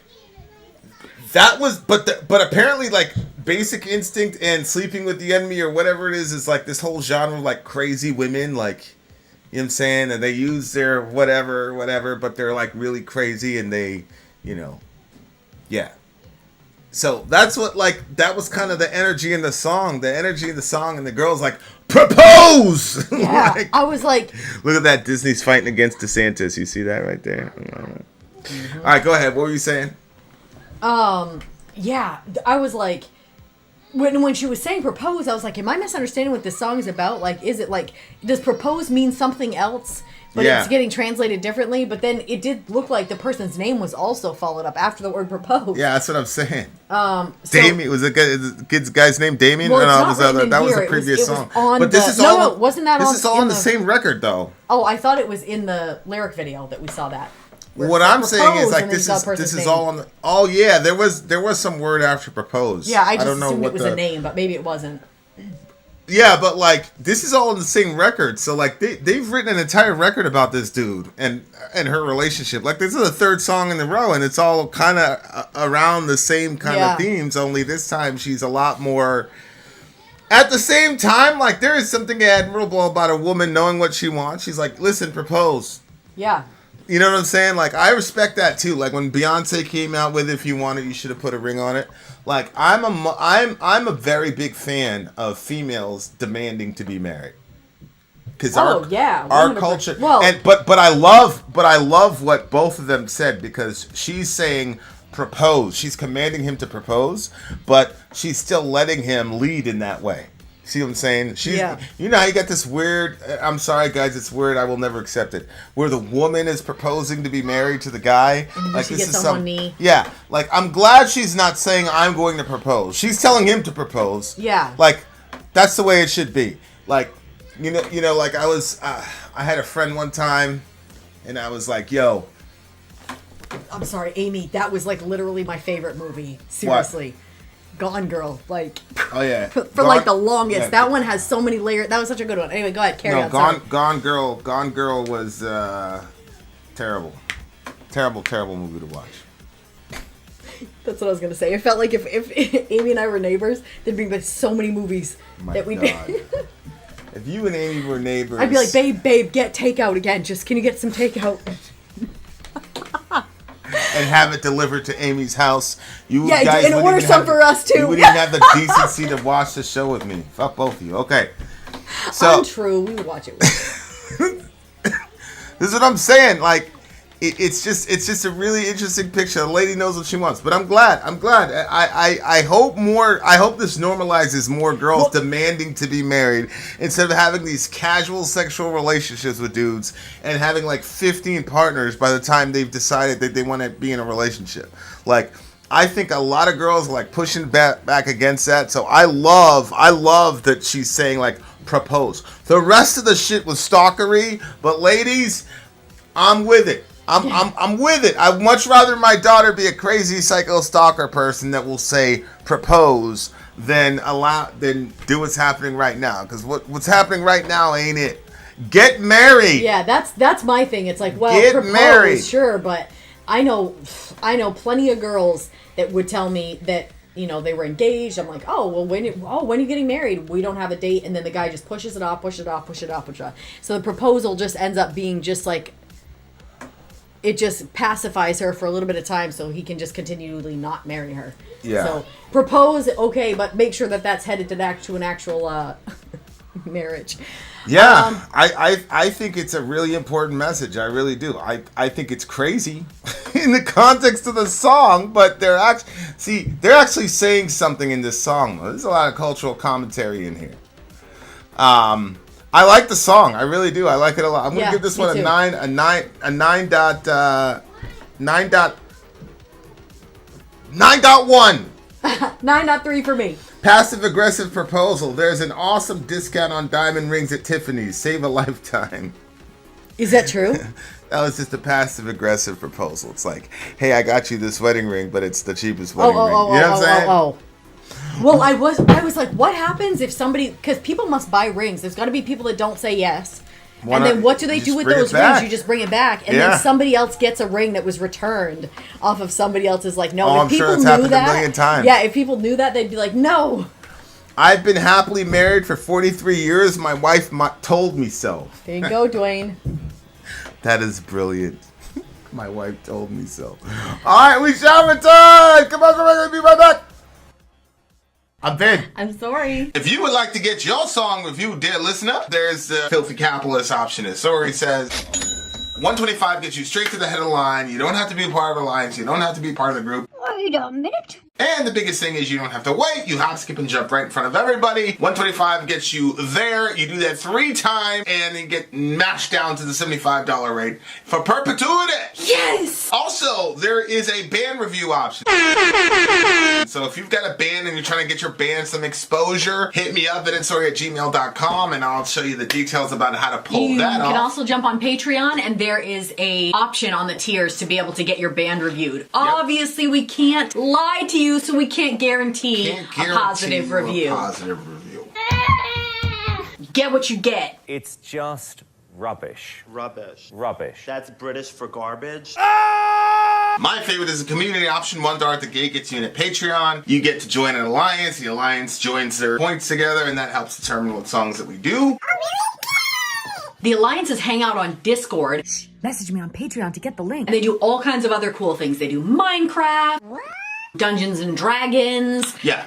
It's really a community within the community. Anybody can go in the village, facebook.com/Vin and Sori. There's 160,000+ people on the channel. What's cool about the Discord is that it offers a real opportunity for community connection, friendship, that type of thing. And it's on Discord, so if you're not a Facebook person, it's for you. You start off at $1. Right. Plus you get exclusives. Sori and I are working on a song.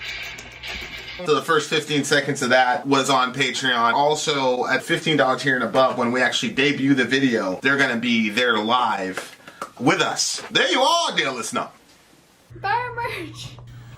Buy our merch indeed. A child shall lead them. To buy our merch. Yes, dear listener. Yes, dear listener. Yes, dear listener. Imperishable Flame stream going on. We Up are in. next. We are in the midst. Is We're in the midst of it. Aetherian? Is this Aetherian? Aetherian, Black yes. Sails is the name of this. Oh, I like that. Black Sails. Why can't it be black All right. sails? Why can't it be white sails? I said I liked him. I like it. I know. Why can't we just leave it there? I'm just kidding like Jason. Okay, comments from the big homie, Middle Earth. Greek melodic death metal 2017. Oh. And then it's the lyrics. Is that it? That's it, yeah. Okay, talk to the people. Okay, yeah, we'll check that one out in a second. It's now an Ask Me Anything has been, I believe, downloads that song. Let me scroll down here. All right. This web page is unresponsive. God help me.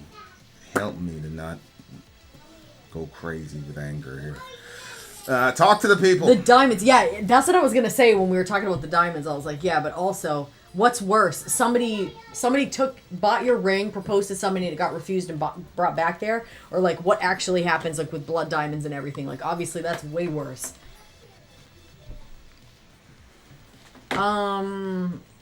River, like, I could buy a diamond ring unless I save for decades, probably. I couldn't buy a diamond ring unless I save for decades, probably. You know what? It's not, it depends on, like, the relationship, and I think that, you know, if you're in a relationship and the relationship, like, the cost of the ring is not, like, the big thing, depending on who the girl is. Like, some girls, like, I knew girls that were like, it has to be 1 carat, and if it's not 1 carat of diamond, or whatever it was. I'm pretty sure that's what it was. 1 carat's a pretty big one, right? I don't know. Anyway, she wanted, like, a really good one. She's like, no 3/4, no whatever. Like, it has to be, and like, that was, like, dead set. She talked more about the clarity of the diamond than what she wanted in the character of her husband, which I thought was odd, but that was her decision. But yeah, I guess Somebody asked you about diamonds? well, we were talking about diamonds from the thing before. Review before. Oh. Yep. Let's see. Where is... no, Kai, I think we might end up doing it after this stream finishes. Then we'll go into the next one, because by then it will be June 1st, so it will be birthday time already. So, yeah. Yay, they sound really Nordic. Oh, okay, I don't know. We haven't heard them yet. I don't think we've heard this Aetherian band before. No, I don't think so. And this was Middle's pick, okay. Middle, how did you find them? I'm really sorry, guys. These pages are bogged down and not even responding well, so it's taken me a little bit.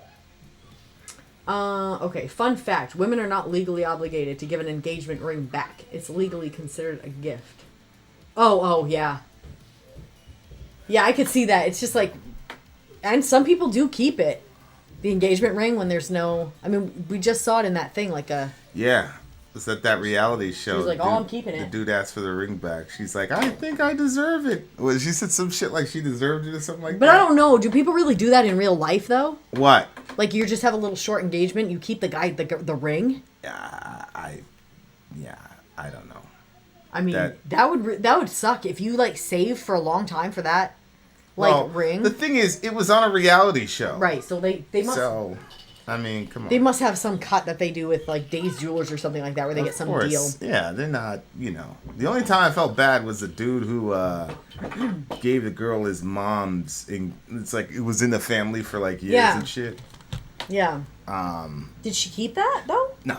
She gave it back. I was like... I'm just saying, that's the only time I felt bad for a dude. I feel like you'd have to really... on those shows. You'd have to really piss a girl off, I think, for her to keep... Are there any questions? Special. Anybody ask any questions? Nope. And they ask me anything? No. Oh, whoops, my thing. Sorry, did you know the Beatles? I did not know the Beatles were the greatest. I did not know. I had no idea that the Beatles influenced every song ever. That was surprising. Yeah, that wasn't until we ran into the big homie Dwayne. Yeah, and then I realized that...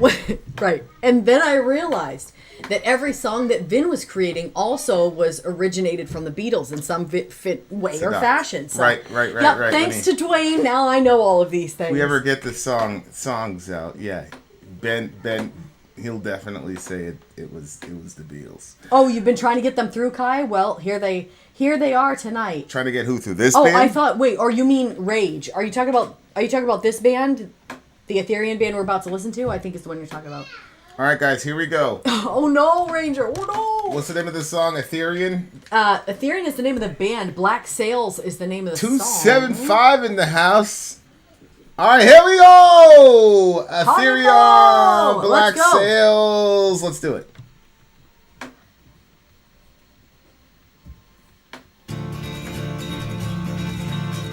Get the lyrics.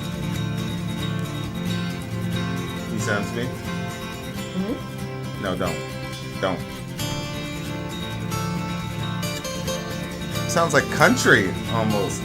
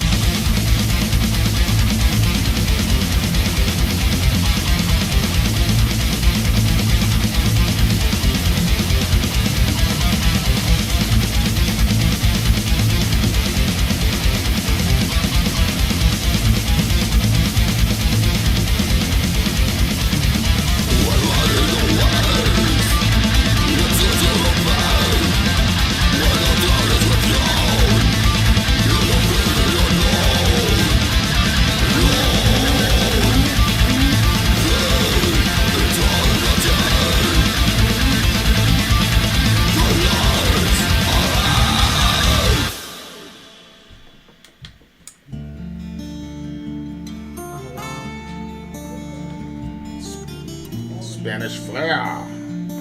It's pretty.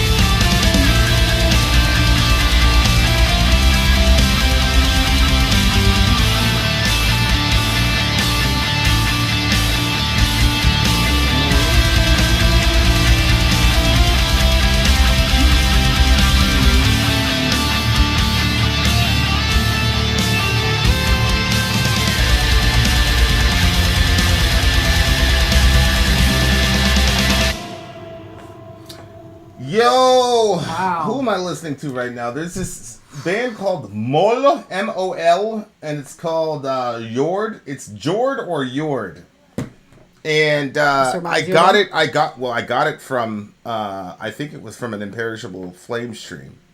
But they're really good, and their tremolo shit is amazing! Kind of like this band. I really like this song. This is like the first metal song we've had all day tonight. Yep. We've been enjoying a bunch of K-pop, but this band came out. Aetherian, Black Sails. They're Greek, I think melodic death metal. I think melodic death metal is probably like one of my favorite genres that we don't do enough of. Like, we do a lot of black metal, we do a lot of good tremolo and stuff, but we don't do a lot of melodic death. And I think I think that's actually one of my favorite genres in the black metal, like kind of stratosphere there. Yeah. So some of this song got really beautiful. I love that Spanish part in there. That was really cool. Yeah. The beginning, how it started out, I was like, yo, I need to turn that up. Then the lyrics started, which I was unprepared for it. Again, I didn't realize at first that it's gonna be black metal, or death metal. So yeah, that started, but then it evened itself out. I was flowing with it. How did you feel about it? Well, I was looking at Archero's comment. Mall won Album of the Year for $8.99 last year. Oh, that's right. Yeah. Okay, so to explore the seas that no one else ever dared. On top of the mast, the black flag dances softly in the wind. From oak and pine, a ship floating on the deep dark blue. I don't know, it sounds like pirate, like kind of pirate shit, the black flag, or maybe some Viking stuff.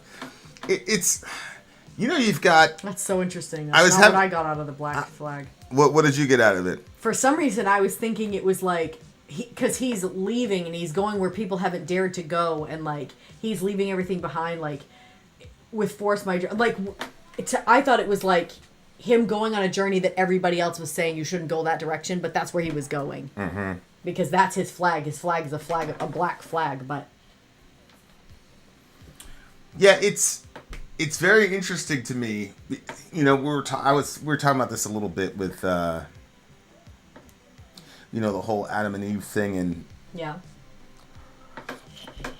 I was arguing that God's intention was never to keep them in a state of ignorance perpetually, but that God was eventually going to give them that knowledge and wisdom anyway in his timing, because their job was never to stay in the garden and just be, hang out in the garden. Their job was to fill the earth, be fruitful, multiply, fill the earth, and subdue it.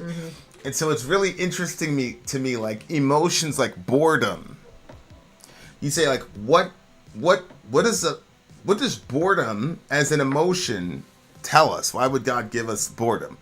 And the answer is obvious. The answer is if you're bored, that means you have free time on your hands, which means that you can take that time and channel it into something where you're going to exercise dominion. Yeah. So the reason you're bored is because you're not dominating the world the way that you should. And so, like, so if you look at this text, it's like, to explore the seas no one else has ever dared. So it's like, it's that itch within the human thing of like, yo, we got to keep going. And that's why it's like, you know, I really truly don't understand the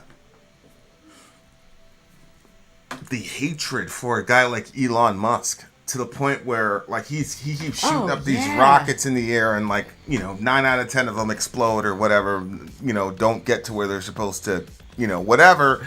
And like, he's like, well, we're gonna try it again. And it's like, yo, like, what the hell is going on? Like, aren't we supposed to celebrate that? Yeah. But they're all angry. It's like, oh, he's a billionaire. He could be spending the money elsewhere. Blah blah blah. He could be doing this and that. I'm like, wow. Like, whatever happened to that desire to explore and do different things? You know what I'm saying? Like, how could you resent somebody who's trying to bring us to Mars? Like, yeah, exactly. Like, that's his goal. His goal is to like try to get us to populate Mars or whatever. And like, he's, you know, like, regardless of whether or not he's successful, like, isn't the endeavor like the desire to like do other things that should be celebrated? Maybe it's people's jealousy because, you know, Elon is basically, he's every boy's dream, right? You know, like, or some kids, you know, you have this dream of growing up and doing something big. I mean, setting off rockets. Like, back in the day, like, that was like the big rocket ships are going off. Like, you're the guy that's setting those off. Like, like, that's, you know, maybe that's part of what it is. Maybe people are sick of working the 9 to 5 and being treated like shit at their jobs, and they're like looking at Elon like, well, you got the life. I mean, you just friggin' bought Twitter. You control that entire thing, and control is big for, you know, for some people. And you're stuck working this job that you hate, and there's Elon shooting off another rocket. You know what I mean? Like, maybe it's just coming down to human jealousy, like the amount that the human soul can endure. And I don't know. So he starts off with that. I still say he's a pirate. Oh, I agree. I think I came around to it. Yeah. Wind. So he's out there trying to exercise dominion, and then it says, a storm from the north with forced my journey to end. Towering waves and terrifying winds, strength of 2 elements combined with a flash of lightning, the fear is no more. So I think he dies here. I think he's a pirate who dies here, because it says I think so too. It brought his journey to an end. He says. And it brought his journey to an end. So he got, it says 2 elements. I don't know if that's, what element would that be? Water and wind and water, maybe. Well, wait. Wind is not an element. Water would be. I'm thinking of those, the H2O. I don't know. But the lightning, he was doused with water and then struck by lightning. That would be the end of it. That would make sense to me. When I sail on a ship with black flags and a black flag sails, journey under boundless skies on a vessel carrying my dreams and hopes, never casting anchor again until my heart decides to rest. Okay, so he's basically like a ghost on he's basically like a ghost on this ship now. So he's like riding the... Oh, look!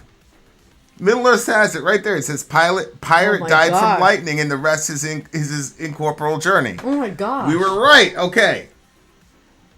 And I think this was his pick as well. With a flash of lightning, the fear is no more. Right. You're right. Oh my gosh. Okay. So journey on... So now he's a ghost, like, following on the ship, basically.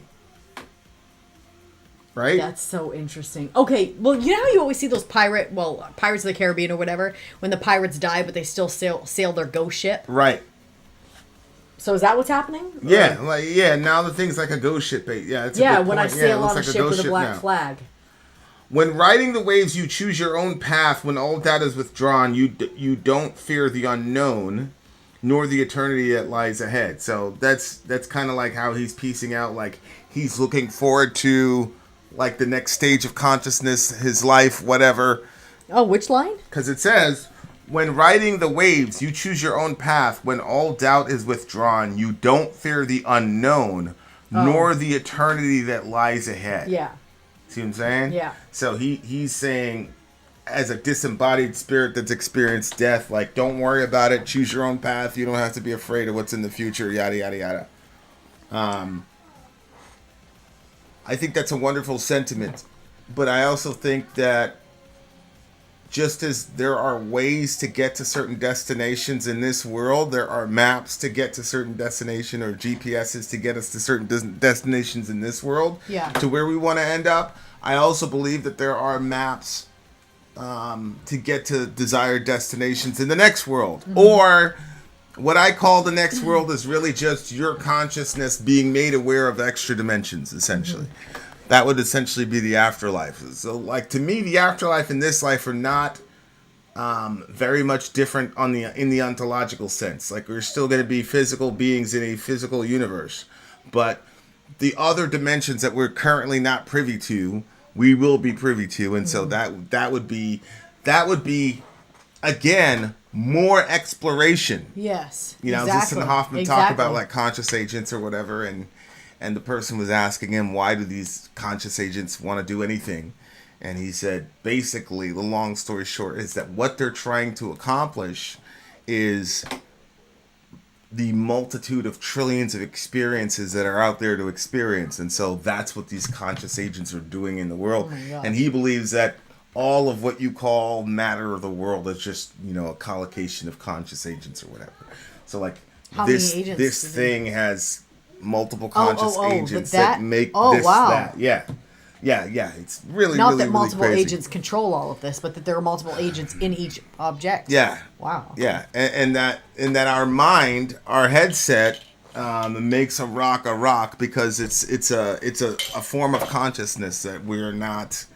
It's so far away from our native consciousness that we just turn it into a rock and say, okay, that's a rock, because it's not going anywhere, it's not doing anything. But then, like, a more complex group of consciousnesses we call a cat, etc., etc., etc. So it's really, it's interesting. It's a really interesting idea.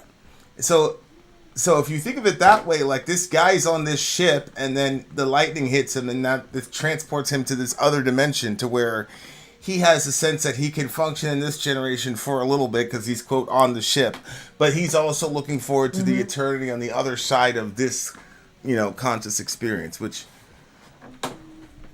you know, now that we've got computers and now that we've got these type of technology, it's like you have like reference points for where to put all this stuff. As far as, like, what's happening with the consciousness, you can say, okay, his consciousness gets uploaded into a cloud with all of your memories, all of your everything that makes, quote, you is in this cloud, and then at the, quote, resurrection, it gets re-downloaded back into a physical body, blah, blah, blah. So, like, we have all of these, modern sort of ways that we can talk about this stuff. But it's a really fascinating idea that, like, I don't believe that in the next life you just get to randomly choose your own path or whatever, just like you don't get to choose your path in this life. Like, you didn't choose where you were born. You didn't choose. There's a whole bunch of shit that you did not choose in this life. So what makes you think that you're going to be able to just, out of the power of sheer will, of your will, be able to determine how things are going to go in the next life? Which all of us assume is a lot more complicated than this one. Go ahead. But we do believe that what we do here, or decisions that we make here, dictate what happens in the next realm. Say that again? But we do believe that what we do here, you know, speaks to what's going to happen over in the next realm. Like, that's a setup for that. Yeah, for sure. 100%. What'd you give the song? Ooh, 8.7. I'm going to give this one a solid 9.4. I really, really, really love the metal. It was heavy, it was hard, but it still had that melodic tremolo stuff that everybody knows I love. So I'm going to have to give this a 9.5. What do you give it? 8.9. All right, we shall return, dear We'll listener. be right We've back. got more metal coming your way. Don't touch that dial. Vin out. Sori out. Gone. I'm Vin. I'm Sori. If you would like to get your song reviewed, dear listener, there's the Filthy Capitalist option. As Sori says, 125 gets you straight to the head of the line. You don't have to be a part of the alliance. You don't have to be part of the group. Wait a minute. And the biggest thing is you don't have to wait. You hop, skip, and jump right in front of everybody. 125 gets you there. You do that 3 times, and you get mashed down to the $75 rate for perpetuity. Yes! Also, there is a band review option. So if you've got a band and you're trying to get your band some exposure, hit me up at Sori@gmail.com, and I'll show you the details about how to pull that off. You can also jump on Patreon, and there is a option on the tiers to be able to get your band reviewed. Yep. Obviously, we can't lie to you, so we can't guarantee a positive review. Get what you get. It's just rubbish. Rubbish. Rubbish. That's British for garbage. My favorite is a community option. $1 at the gate gets you in at Patreon. You get to join an alliance. The alliance joins their points together, and that helps determine what songs that we do. The alliances hang out on Discord. Message me on Patreon to get the link. And they do all kinds of other cool things. They do Minecraft, Dungeons and Dragons. Yeah. It's really a community within the community. Anybody can go in the village, facebook.com/Sori. There's 160,000+ people on the channel. What's cool about the Discord is that it offers a real opportunity for community connection, friendship, that type of thing. And it's on Discord, so if you're not a Facebook person, it's for you. You start off at $1. Right. Plus you get exclusives. Sori and I are working on a song. So the first 15 seconds of that was on Patreon. Also, at $15 tier and above, when we actually debut the video, they're going to be there live with us. There you are, dear listener. Buy merch. Buy merch indeed. A child shall lead them. To buy our merch. Yes, dear listener. Yes, dear listener. Yes, dear listener. All right, you guys. We are in the middle of a stream, the Imperishable Flame stream. The next song on our list is by a band called Chat Pile. The name of the song is called Slaughterhouse. Navag is I assume is the person that is the DJ for this song. Chat Pile are a band from Oklahoma who took their name from mounds of poisonous lead-infused mining waste. Oh my God. That came as a byproduct of ammunition manufacturing needed to win the First World War. So impactful that the city of Pitcher, Oklahoma had to be abandoned and all the residents moved to a new city several miles away. The opener from their, that's crazy. The opener from their 2012 album God's Country is called Slaughterhouse, and it features one of the most chilling vocal deliveries I've heard to date. This album is so dark and so unsettling that there are tracks that I think can legitimately be legitimate damage to one's mental health. Though in this case, the hideous descriptions of life at a slaughterhouse are super important to understand. Buckle up. This is going to be a rough one. Oh boy. This is about what happens at a slaughterhouse? Life at a slaughterhouse. Yeah, so that's coming soon, dear listener. As soon as I get this thing downloaded. Back to an Ask Me Anything in the meantime. I don't think you're going to have enough time for an Ask Me Anything. Oh my gosh, you guys, I'm so nervous for this I think song. I've solved the problem. Here we go. Okay, here we go. All right, you guys. Chat Pile, Slaughterhouse. Let's go. Let's go.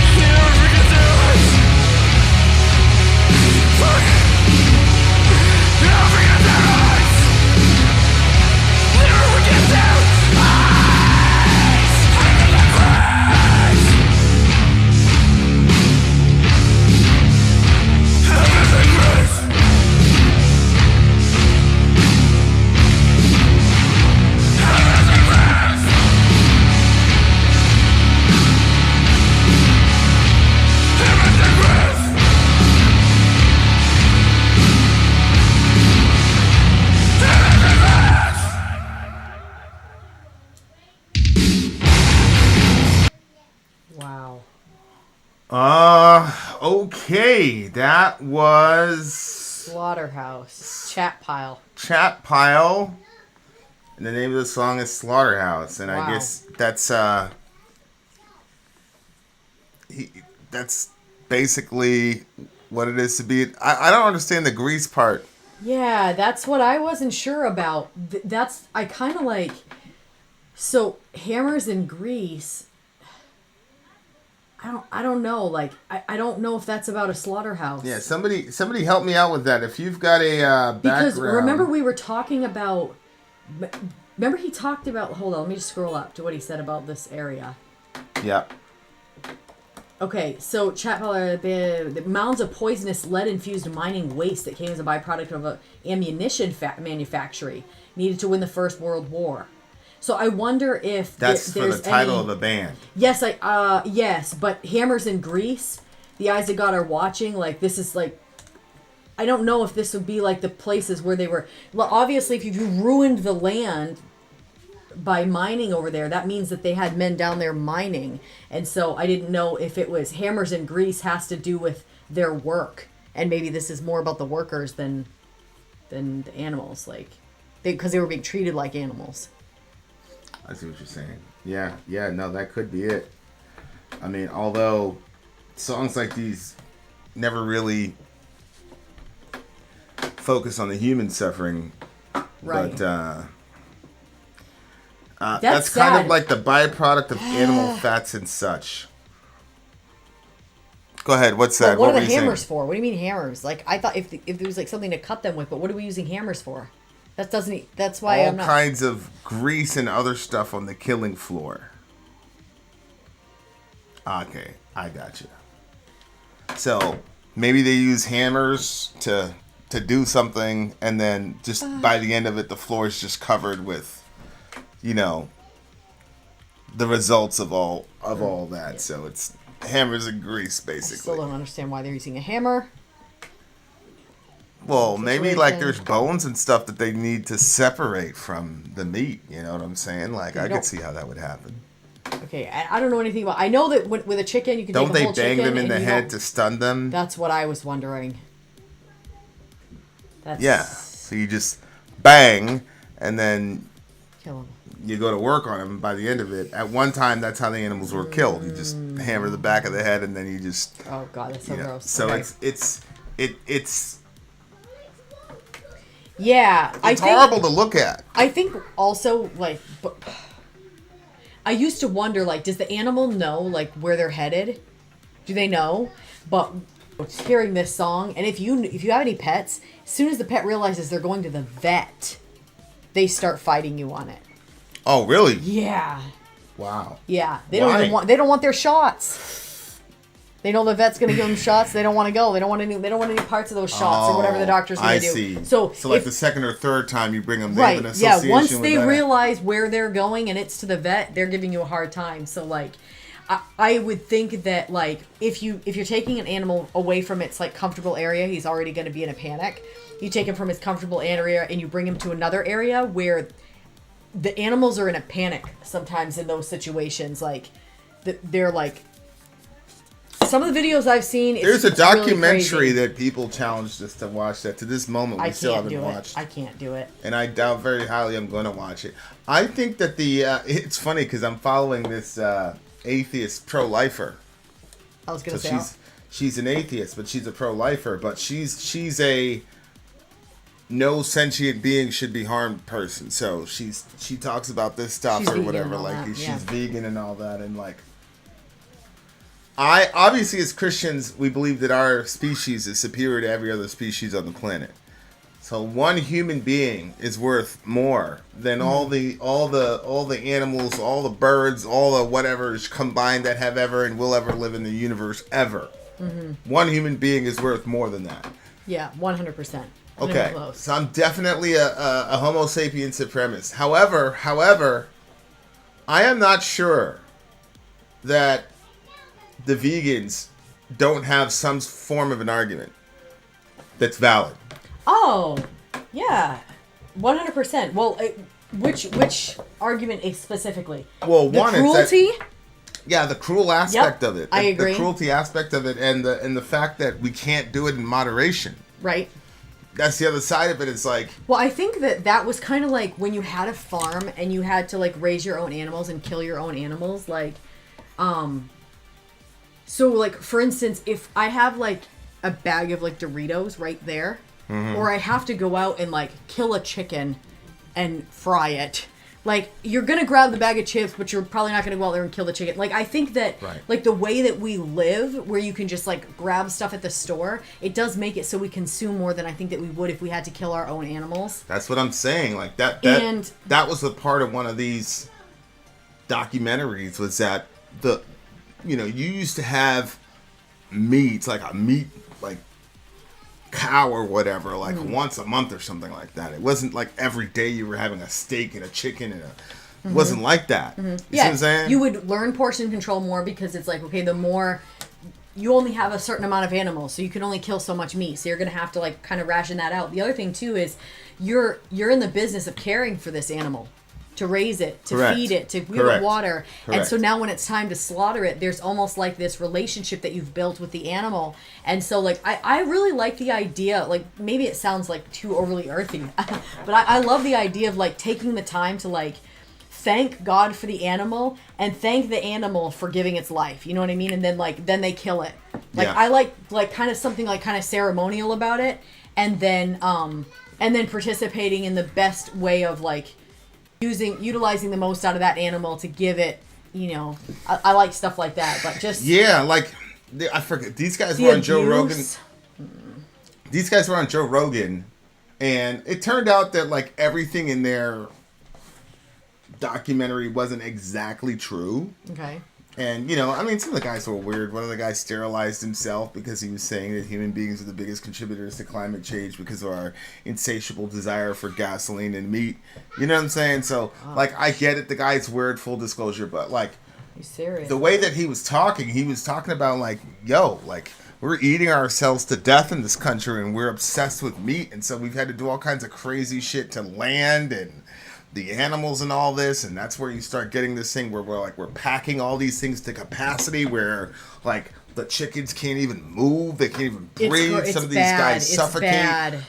It's bad. And it's like, again, I haven't seen it the whole thing, but it's like a testimony and a monument to just American greed and avarice and so mean. And our just it's just like it's always interesting scripturally where, gluttony isn't really harped upon a lot. But I always thought it was weird, like gluttony. Like I always thought that's such a weird... Fear is talked about, like engaging in like fearful, like thinking about fear and being afraid and stuff. That's talked about. Not to be fearful is talked about more times than gluttony is talked about. Yeah. I just thought that, and there's a couple times where, no disrespect, but God's like, and you guys are fat. Yeah, he did. Like, I always thought that was like a translation thing. Yeah, no, it just means like they're overfed. Mm-hmm. And in a biblical context, when you're overfed, it's always juxtaposed with the poor and the needy. Right. Like literally one of the reasons that God said He destroyed Sodom and Gomorrah. If you look like a KJV translation, it'll tell you like fat. It'll call you fat. I think the ESV says overfed, but like. To attach morality to that, I always thought was so weird. I always thought, what a weird thing for God. Yeah. I just thought like, okay, God likes people physically fit, I guess, whatever. But like, and I know I'm crossing into dangerous territory here, so I want to be circumspect. But what I'm going to do is I'm going to put a we in this so that nobody gets offended. But we collectively as Americans are the fattest people on the face of the earth ever. Mm-hmm. And so I do think that does speak to our moral condition to a degree. Because it does talk about our lack of discipline and a lack of, care for others and all that. It's like, how do you have all this extra food when the world is like it's a real issue? And so like when I was looking at that documentary, it was like, damn, like and see, like that's the thing. This is another consequence of American greed and our desire to have it all. 100%, yeah, because you can't keep up with the demand. The demand is too high, and so like I saw one where they were just keeping the animals caged into a very small area so they can't actually like get strong, and then they just keep feeding them, so that way they just keep getting bigger and bigger, but their legs can't support their body, and they were breaking. It was just really, really like... I saw one where a big bucket loader was just picking up a bunch of little chicks. Jesus. But they were just snapping their legs, and it was just... And that's the other thing, too. Like, because I don't think it's healthy for anybody to have a job where it's all about death. Like, you're the slaughterer. Like, that's what you do. You kill all day long. Like, I feel like that's a lot. And then eventually, like, when you're killing all day, everybody gets frustrated with their jobs. So, you know what I mean? Like, you're going to get frustrated with your job. And, like, I've seen them with the animals getting frustrated because the animal is not cooperating. But it's like, well, what do you want him to do? Cooperate to his death? Yes. And so because the animal isn't cooperating to his death, then they start beating them around, like slamming. I've seen some really horrible... Well, again, and that's why I won't watch too many of them, because I've seen enough where I know... I feel like an old school farmer before greed and capitalism hit the industry. You might boot him to get him out of the way. You weren't slaughtering 500 cows a day back That's in what the I'm day. saying. You know what I'm That's saying? What I'm like, saying. It was an event. Right, but whereas if that's now, your job, you just slaughter all day long? Well, you did have a guy in the slaughterhouse, but again, he wasn't doing it like 500 times a day or whatever.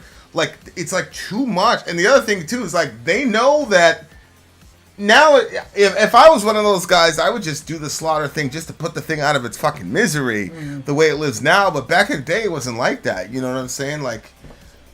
And that was, I think, also one of the reasons why you did eat less meat back in the day. I think part of it was the financial part, but the other part of it was like you had to personally care for the animal, and it wasn't, you didn't tag it, and you knew who your animal was because you were deeply, So I do think growing up as an evangelical, like we were always taught to mock people that cared about animals and the environment, but it's clear from the scripture that God cares about animals. And you are accounted as a righteous person for being kind to animals. It literally says that. Like, it's one of the markers that you are a righteous person.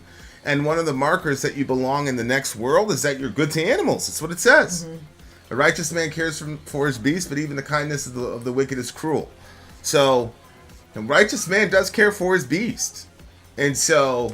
I think that's something, honestly, like, we really have to think through, and it's something we have to answer for. And I'm not saying answer, like, in the feeling condemned side, but to say, like, yo, like, number one, this is unhealthy for us, first and foremost, but how much do our eating habits, here's the question, how much do our eating habits reflect our moral standing at a given time? I think that's a very fascinating question. You know what I'm saying? Like, what do our eating habits say about us? And I think there's a lot you can get from the eating habits of an individual. Oh, I 100% agree. Yeah, I agree. Wow, that's crazy.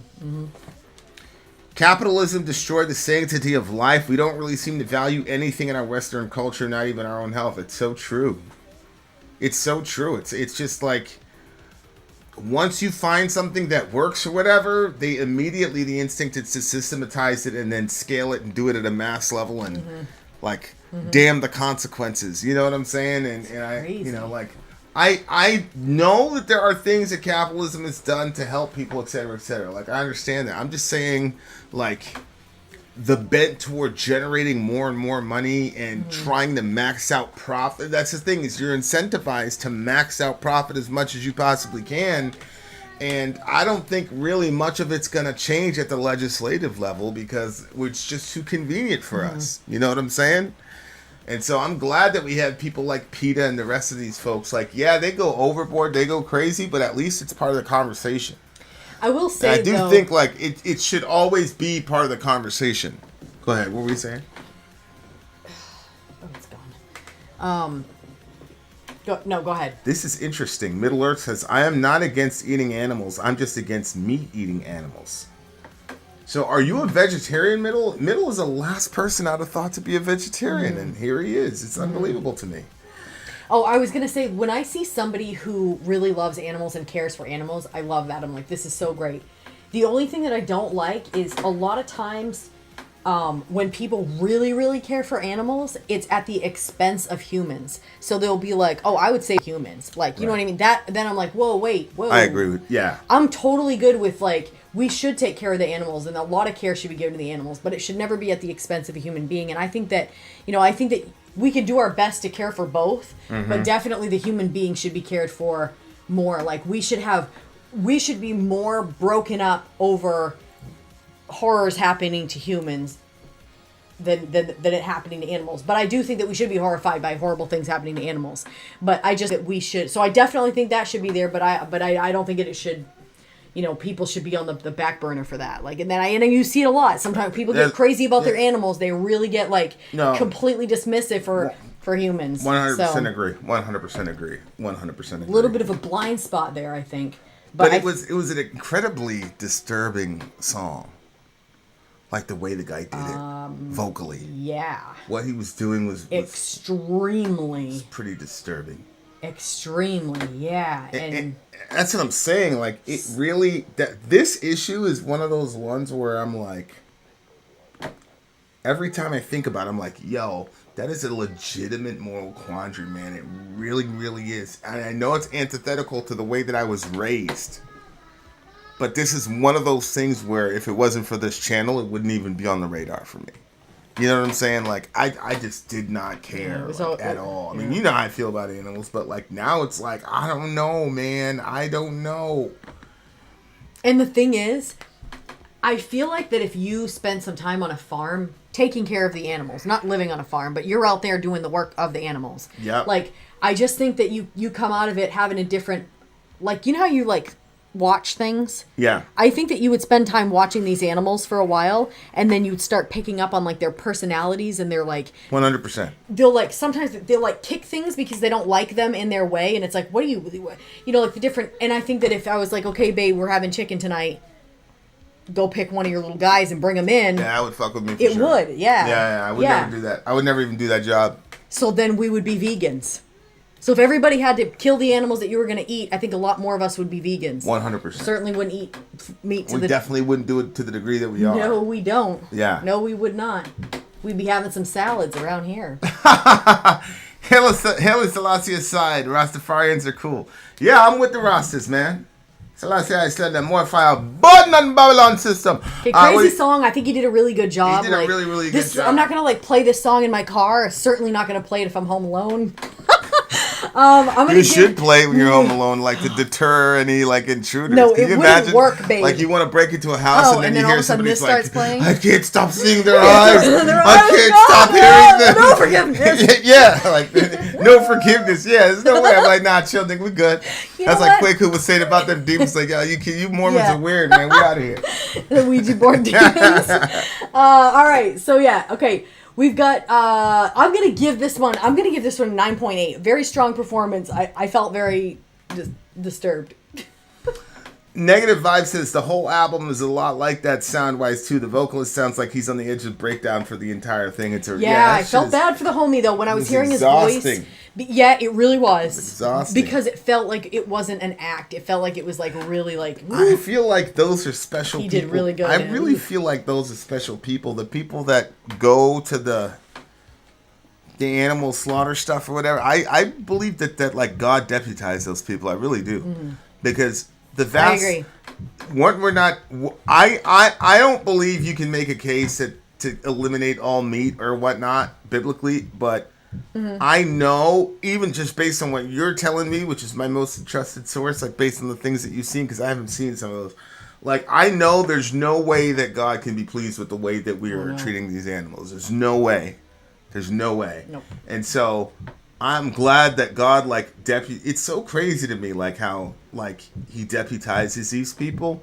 And all of us, instead of appreciating one another, calling each other out, because we all have blind spots. That's the thing. That's the thing. And it's one of the big things I've noticed in this channel is I had so many blind spots about so many things, and so this is one of them. And it's so easy to dismiss it, but I'm glad that those people are around, because imagine if those crazy people weren't around at all, like we'd be doing worse to these animals than what 100%. than what we currently are. 100%. You see what Can I'm you pass saying? me that brush? So shout out to everybody who does and speaks up about it, because I think I really believe they're deputized by God for sure. I think in culture and in relationships and all of it, like that when somebody brings up, you're right, all of us can get off in different areas. And like a lot of times, like for me personally, like when something is brought to my attention, and if I'm not like feeling the attention being brought to me on some issue that I'm having, like it's, if you think of like two magnets, and if they're facing the right direction, if they're going to pull together, but if this one's facing, then they repel. And like that's how it is when there's information that comes out that criticizes the way that you look at something or the way that you do things. It's like, which side of yourself are you going to put forward? Are you going to put the side of yourself that says, okay, I'm running away from this and I don't want to hear anything negative about this? Or am I the type of person that says, let me grow from this? And it's definitely challenging. It's for sure challenging. It's for sure really challenging. And it's I'm glad those people are around. So shout out to all those people. This is a solid 9 for me. Yeah, I already scored it. I gave it a 9.8, I think. 9.8. That's what I'm Yeah, that's true too. Like, Good it's for- hard for me to. I don't think we've gone a day without some sort of meat product. You know what I'm saying? So I mean. Yeah, I used to be a vegetarian, and like I kept telling myself I could go back to that easily, and I did that like for one day, and I was like, "Yo, I'm wrong. I can't. I'm different now. I'm definitely different." I'm like, it would be hard for me to completely go vegan. Would it? Yeah. Yeah. Yeah. I don't know. All right. Well, there you have it, you guys. All right, Jethro there you Tull go. is up Jethro next. Tull is up next. Locomotive That was a Breath. Very challenging one. Locomotive Breath. We'll be back. I'm Ben. I'm sorry. If you would like to get your song reviewed, dear listener, there's the Filthy Capitalist option. As Sori says, 125 gets you straight to the head of the line. You don't have to be a part of the alliance. You don't have to be part of the group. Wait a minute. And the biggest thing is you don't have to wait. You hop, skip, and jump right in front of everybody. 125 gets you there. You do that 3 times, and then get mashed down to the $75 rate for perpetuity. Yes! Also, there is a band review option. So if you've got a band and you're trying to get your band some exposure, hit me up at itsori@gmail.com, and I'll show you the details about how to pull that off. You can also jump on Patreon, and there is a option on the tiers to be able to get your band reviewed. Obviously, we can't lie to you, so we can't guarantee a positive review. Get what you get. It's just rubbish. Rubbish. Rubbish. That's British for garbage. My favorite is the community option. $1 at the gate gets you in at Patreon. You get to join an alliance. The alliance joins their points together, and that helps determine what songs that we do. The alliances hang out on Discord, Message me on Patreon to get the link. and they do all kinds of other cool things. They do Minecraft, Dungeons and Dragons. Yeah. It's really a community within the community. Anybody can go in the village, facebook.com/Ben and Sori. There's 160,000+ people on the channel. What's cool about the Discord is that it offers a real opportunity for community connection, friendship, that type of thing. And it's on Discord, so if you're not a Facebook person, it's for you. You start off at $1. Right. Plus you get exclusives. Sori and I are working on a song. So the first 15 seconds of that was on Patreon. Also, at $15 tier and above, when we actually debut the video, they're going to be there live with us. There you are, dear listener. Buy our merch. Buy our merch indeed, and a child shall lead them to buy our merch. Vinny will be back soon. In the meantime, we'll hang out, and you guys can ask me some questions or whatever you want. Or we can just hang out and I'll be awkwardly silent. Picture frame and sort. Yeah. And this thing is crooked always. Don't mind me. I mismatch right now, but. Let's see if we can fix it. You going the right way? I do have tape behind here, so. Wrong way. It's hard because the thing is flipped. I think that's good, right?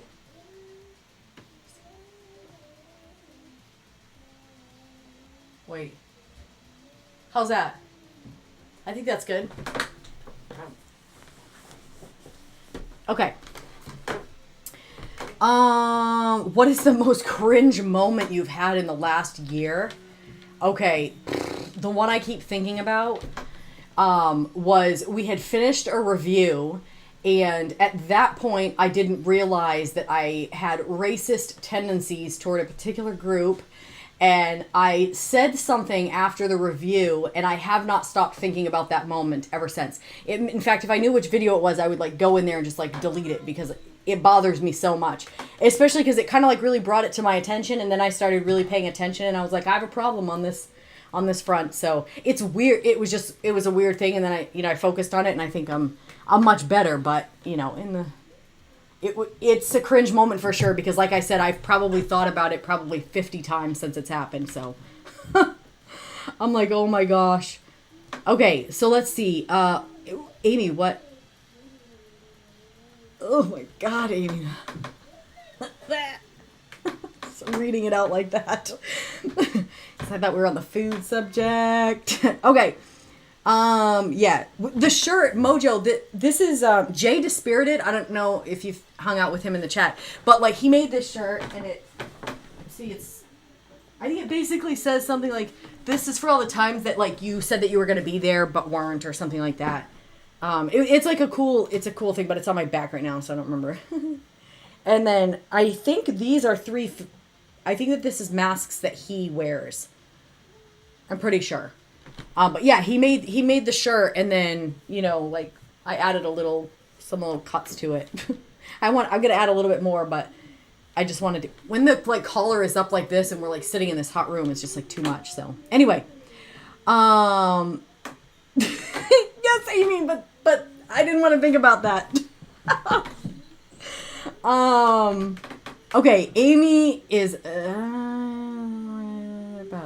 wait. When you realize your sons no longer need you to fight their battles. Oh, right. That's interesting. The Last American Outlaw. Were you maybe you were, so I don't know, like, because I don't know what it's like to be a father. Were you raising them to like send them off, were you raising them to fight their own battles so that when they did, it was like celebratory? Or is it like you were raising them to fight their own battles and it's celebratory, but it's also like, oh, like graduation day, how you're like happy and sad simultaneously? Anyone else going to see Kim Dracula with, we haven't heard anything about that. That's the first we've heard of it, Emily. Okay, the Patreon update that we've been teasing is coming. We had a little bit of a hiccup there, so stuff is a little bit behind. Plus, then on top of that, one of our kids landed in the hospital with croup, so I'll tell you, I hate staying at hospitals. Every time I stay at hospitals, sick. He's sick. He just threw up all over his body. Oh, he did. Who's in there helping him? All right. He is. Yeah, he's reading to him. Oh, okay. Poor little guy. Okay. Yes, I raised them to fight their own battles and be good and honest and could not be prouder. Yeah, so it's one of those graduation day things. He was saying, like, when your sons finally get to the age where they don't need you to go out there and fight their battles for them, it's a hard day. But it's a proud day. But it's a hard day. It is. Who's dealing with that? Oops, I just... The Last American Outlaw is who was chatting about that. Okay, so we're back, and let's get into this. We are... I think we're silver for Fortnite. I don't think I am. We almost had back-to-back wins in a row, but... All right, the Imperishable Flame stream. Jethro Tull is up next. Locomotive Breath. I feel like that sounds like it's insulting. I was out with this girl, she had locomotive breath. If this is like back in the day. I don't know, it doesn't sound like a positive thing. Okay, Jethro Tull is a band that I never paid much attention to when I was younger, says Mojo. DJ Mojo.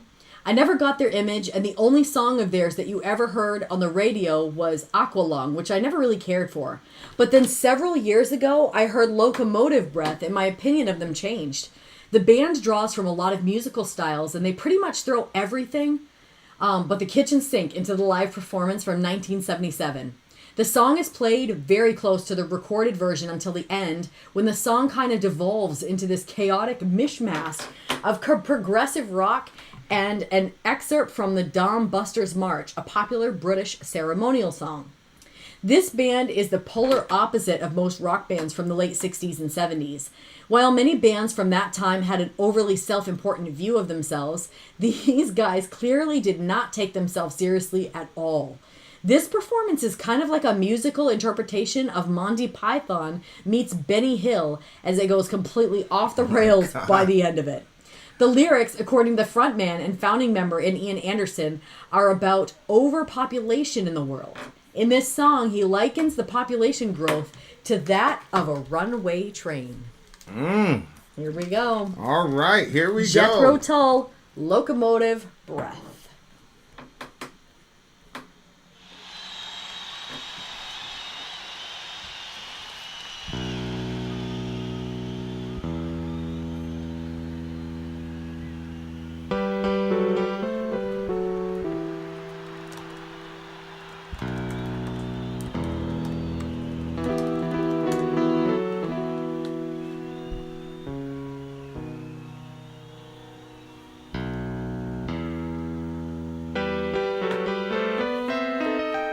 What year was this written in?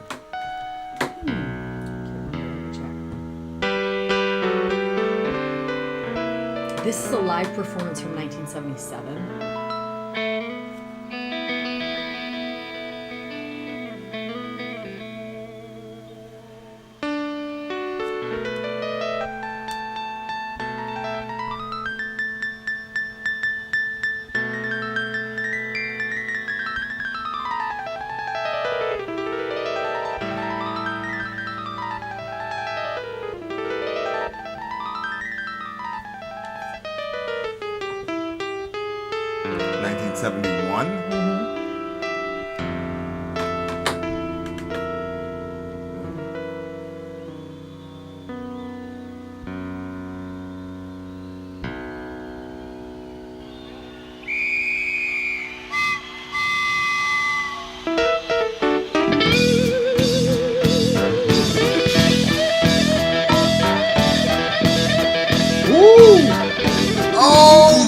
Jay-Z song. What? The break's over. The God MC. Me, Jehovah. Hey, little soldier, you ain't ready for war. I'll see you too strong for y'all. Fight to a gunfight, pen to a chest. Chest in a line of fire with your thin ass vest. You bringing them boys to men. How them boys gonna win? This is grown man D.I. Get you locked up in the tree, Dion. Reach ain't long enough, Dunny. Your reach ain't strong enough, sucker. Wow, okay. Yo, that's where Jay got it from. That's crazy. That's crazy. That was such a great add-in. Hey, go to YouTube, see if they block this. Now we're good.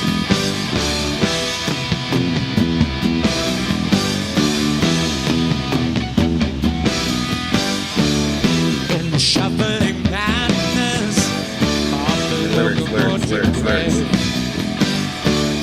Runs the all-time sun headlong to his death when he feels the piston scraping, steam breaking on his brow. Oh, Charlie stole the handle, and a train won't stop going to slow down. Hey!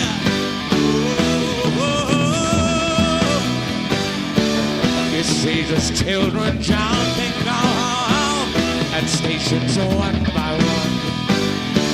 His woman and his best friend in bed and having fun. When he's crawling down the corridor on his hands and knees, oh, Charlie stole the handle in a train who won't stop going to slow down. Hey!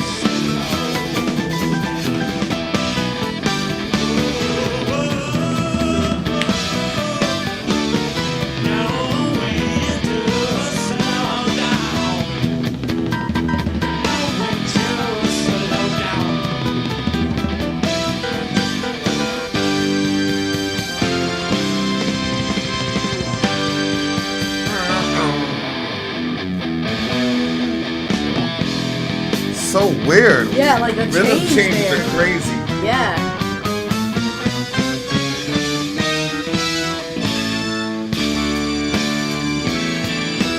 Oh, this is the British thing. Remember there was a...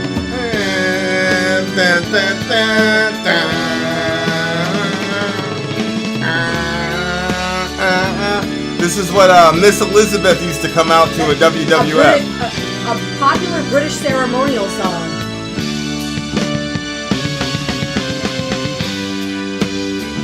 The Dawn Busters March.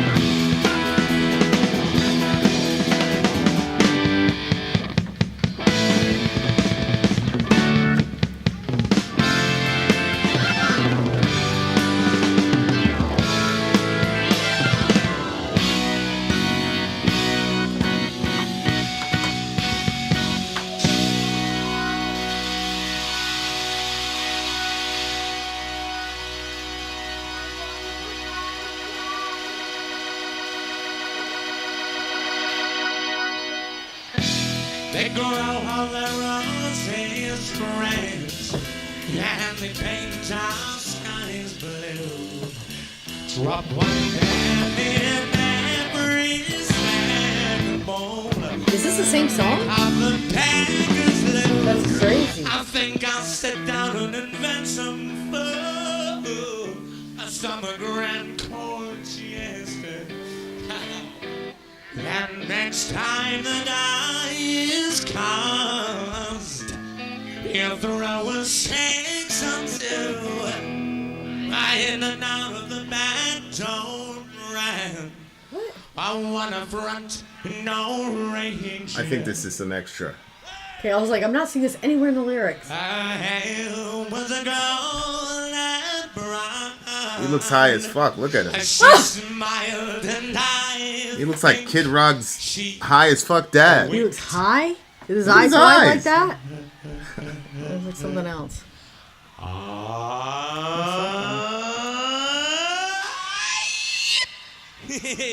See you at your place. See you at your place. I guess in the sounds record. like some shit you would enjoy. At least a couple of those words for English monologue. Okay. Wow. Okay. So, first of all, such a crazy flip, right? First of all, that was pretty insane because the opening little salvo I recognized from I forgot Jay-Z's Jay-Z's Takeover. Woo! Don't you remember? You just took it, yeah. Remember this rap shit? JJ Evans getting gunned to be clack quick. Your whole fucking record label gunned to be clack quick. All right. I thoroughly enjoyed that. So yeah, okay. So the song is about it was so interesting. Overpopulation. Old Charlie stole the handle. I'm assuming that's Charles Darwin. No. Oh well. Charlie stole the handle. No, because at the end it's God. Well, yeah, I but said God, he stole the handle and the train won't stop going. Yeah, that's the refrain. But above he said Charlie. So obviously, in that context, Charlie has to be Charles Darwin, right? I guess. I thought that they were just trying to mislead us. That way they could flip it to the end. He doesn't think God is... no, I just thought it was like... God's name is Charlie. Trying to get you to think that it was... Because he didn't know who it was. Because this guy thinks, oh, it's old Ascender Charlie. Prime, Jay-Z sucks. Like, I thought this guy was saying he thought that it was old Charlie, but then at the end we find out it's actually I think he's God saying... I think he's saying that evolution... He's saying evolution... he's appealing to evolution here. Which actually, for Malthus...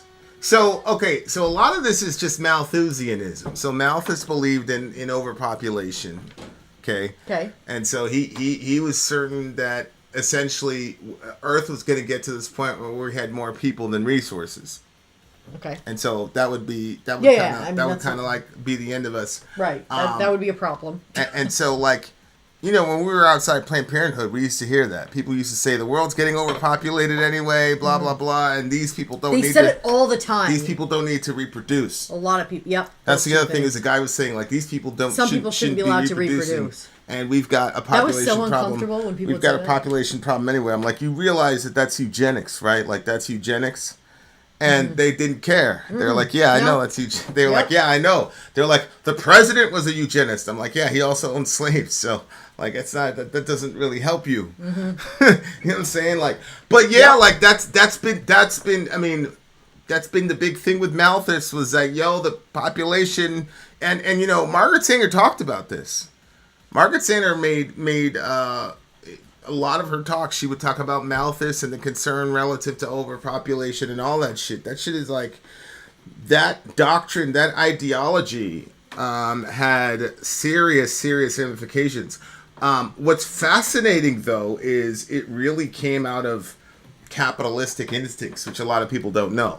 The great Malthusian dread was that indiscriminate charity would lead to the exponential growth in the population and poverty, increased charges to the public purse to support this growing army of the dependent, and eventually the catastrophe of national bankruptcy. Yikes. Though Malthusianism has since come to be identified with the issue of general overpopulation, the original Malthusian concern was more specifically with the fear of overpopulation by the dependent poor.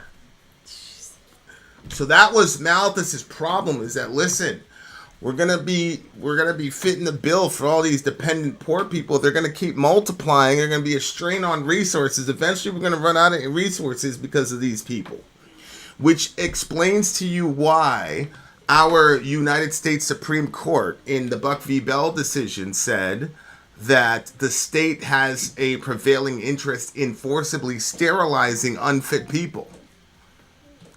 The Malthusian idea combined with social Darwinism gave us the eugenic application of those things, which it gave us those Supreme Court decisions. There's a social context. A lot of times when I talk about, you know, Buck v. Bell or whatever, you know, about sterilizing people, it's so foreign. Most people say that couldn't have happened. It's so hard to, there's no way that, and there's no way that happened in this country, and there's no way that law is still on the books. But it was still happening at the border just recently, right? Or was that a conspiracy? No, there are women that claimed at the border that they were forcibly sterilized, okay? So, and forcibly, not only hysterectomies too, not just chemical castration, but hysterectomies, which cannot be reversed, were done by people against the will according to these women, and I believe them, and constitutionally speaking, they can do that. That's so crazy. But that was the context. The context was, there's too much there's going to be overpopulation, survival of the fittest, so we got to get these unfit people out of here because they're going to be on our checkbooks for the rest of our lives. Go ahead. When you bring animals to the SPCA is what we have around here. It's basically like a stray animal. That's where you drop them off.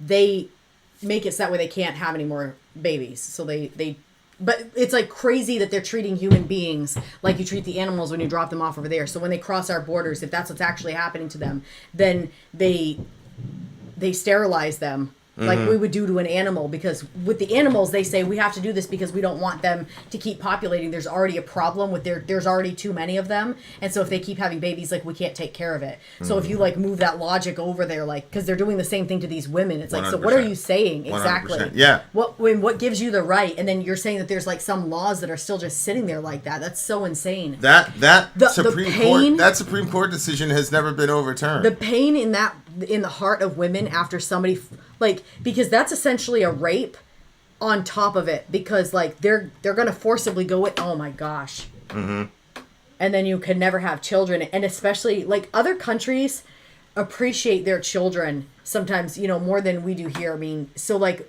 they recognize like the value. Like some of the times that I've had the best conversations about children have been with like Somalian women who understand like the value of their children. Well, what's fascinating here, what are NGOs? NGOs are non-governmental organizations. I've been in a couple. Ascender. I don't know where you're going. You're usually going someplace entertaining. Welcome, sir. Another of the 19th century critics of Malthusian theory was Karl Marx, who referred to it as nothing more than a schoolboyish, superficial plagiary of Defoe, Sir James Stewart, Townsend Franklin, and Wallace. He said that in Das Kapital.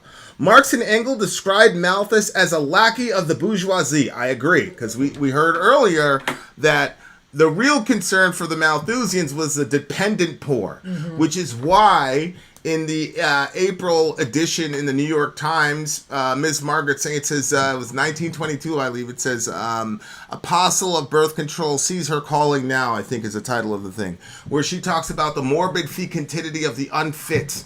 Then she talks about the immigrants coming in at these insane numbers, and all of these unfit immigrants are coming in. And she said, right, it is capitalism. She said that birth control was a weapon against the explosions of these undesirable populations. That's what she said. Oh my gosh. Okay, so insane. But again, Margaret Sanger is in a context. Malthusian thought was dominating the Western world at the time. Because it was sort of there was a logical outgrowth of Darwinism, where it was like, how do we kind of initiate kind of this man-made, man-controlled action of natural selection, right? Yeah. So that's where eugenics came from. Eugenics was basically like, we're going to essentially kickstart natural selection. And of course, the argument to that is, well, natural selection is supposed to happen in nature, not man-made. Of course, the response to that is, well, where do you think men come from but nature? Because in your worldview, there's nothing special about us intervening because we're just nature. Right. So there's no problem with man-made intervention because we're just another aspect of nature. So that's what was going on in the back and forth. And so when you see these decisions and you go, oh my God, how could you do that? Or when you see Margaret Sanger talking about extirpating human weeds, that's where it came from, because it was an us or them type of mindset. It's crazy. It wasn't, we just want to kill all poor people or whatever. It really became almost an act of self-defense of the fit against the unfit. Of course, we know now that overpopulation is not the concern. It's actually exactly. I was going to say underpopulation. As a matter of fact, one of the big conspiracy theories on the left that came out about 10 months ago that has kind of lost traction is that the Dobbs decision was initiated because Americans are not going to be able to reproduce in the next generation or two, particularly white Americans, because they're, I'm following this like white pride dating site or whatever, and they've like, by in 15 years, we're going to be a minority in this country unless we do something now, blah, blah, blah, blah, blah. That's true, you are. It's going to be tough. What a strange motivation for having kids. Okay, so that's one of the conspiracy theories, is that the Dobbs decision was made because the powers that be are like, holy shit, our population in America is fucked, and so we need to incentivize creating more children. Yeah, that was literally a major conspiracy. Wow. What do you think about that? I am not necessarily sure that I'm against it, that theory. I could definitely see that happening, but this is what happens when you start playing with certain levers. It's like Chesterton said, like, if you see a rail, you better make sure you know why that rail is there before you decide you no longer need it. So I mean, it's just funny to me, like how Marx and Engels like called it out. They said socialists and communists believed that the Malthusian theories blamed the poor for their own exploitation by the capitalist classes could be used to suppress the proletariat to an even greater degree, whether through attempts to reduce fertility or by justifying the generally poor conditions of labor in the 19th century, end quote. Correct. Wow. Correct. As we said, the goal to control fertility and all these programs where we're promoting birth control in certain neighborhoods and promoting abortion in certain neighborhoods and not others, making sure that clinics are in walking distance for some people, but not others. I mean, it's all there. It's pretty crazy. But so you got a band like this in the 1970s, talking about this stuff. But he's got it in his head that this overpopulation stuff is real. true. Yeah. So he's talking about old Charlie stole the handle. The train won't be stopping. No way to slow down. So I'm looking at that as natural selection or evolution when he says Charlie stole the handle, because the handle is what you use to brake the train, and the train is going. And in his mind, we've crested some sort of event horizon to where we can't turn back. He sees his children jumping off at the stations one by one. His woman and his best friend in bed having fun. He's crawling down the corridor. This is interesting right here? Go ahead. In the Shuffling Madness, the Locomotive breath, it says runs the all-time loser.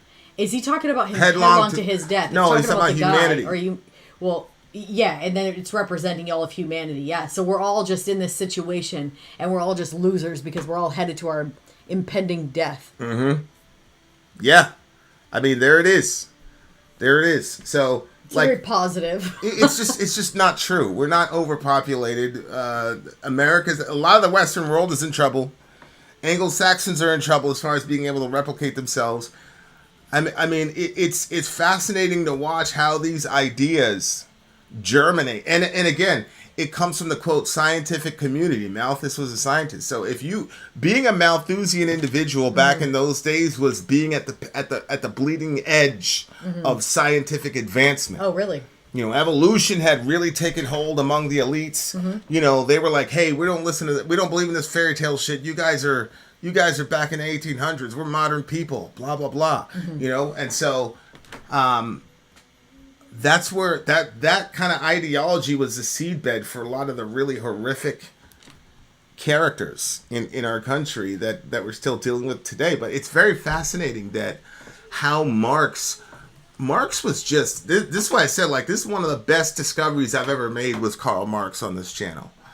So many people have so many ideas about this dude that haven't read a stitch of what he's written. He was able to diagnose. He was not a scientist like in Malthus's field, but he was able to diagnose immediately. This is interesting because your ideology ends up benefiting the elites. Isn't that something? Because here's the thing, anytime you hear anybody bring up anything Malthusian relative to like the population, they never say people like me should be reduced on the planet. Never. That's what Jordan Peterson was like.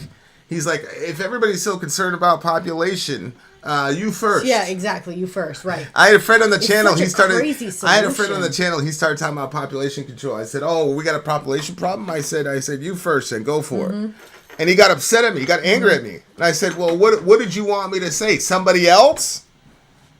If you really love humanity and you're terrified that the population is just out of control, then go ahead, give your spot up to somebody. But don't go over there and tell people to kill their kids and not have kids and all the rest of it because you want resources. It's insane. Especially when you back to back it with one of the song that we were just listening to about the animals and stuff. It's like, okay, we're consuming so much. If we weren't such consumers, then you could worry less. But like as you said, we don't have a population problem. But if we did, the solution should be like, hey, why don't we learn to ration? We would live longer. Some people would live longer if they rationed some. So actually, people's lives would increase. And then on top of that, there would be more food available for, I guess if you're talking food is the resource. But it just seems like a crazy solution. Like let's just start killing the children. Or in Sanger's context, just not have them. Or not have them. Sanger was not promoting abortion. As a matter of fact, she was promoting birth control as an alternative to abortion. She thought what the Chinese were doing with their babies was barbaric, she said. So her thing was, I'm just going to go to China and tell these people you don't have to do that. You could just head it off at the pass and then you won't have to butcher your children. That was Margaret Sanger. So it's the history of it is really, really complex. But again, that's crazy. All of these, you've got Supreme Court decisions, you've got crazy statements being made by Sanger and all the rest of them. That all came out in a certain context. When you combine this doomsday theory with capitalism, that's what you get, right? You get very advanced countries saying, we're going to forcibly sterilize you. This shit is incredible. So ideas have consequences. No, we are not overpopulated. We're underpopulated. And, look, we'll keep having 6 or 7 kids a pop, and they'll keep having 6, 7 kids a pop. And the secularists can keep having 1.5. And in a generation... everybody will be rocking a hijab, inshallah. What do you give the song? You go first. Let me think about that. I love Ascender Prime. Started out like I love Ascender Prime. Ascender Prime. It was an original. Please tell me, how far are you into Das Kapital? Here's Ascender Prime talking about how simple Marx is. I can't stand stuff like that. Just read a book.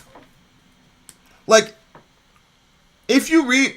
Ascender Prime, if you read Marx, I guarantee you will still not call yourself a Marxist, but there's no way you can argue with the man's logic and his contributions to this country, specifically. Like, there's no way you can argue against that.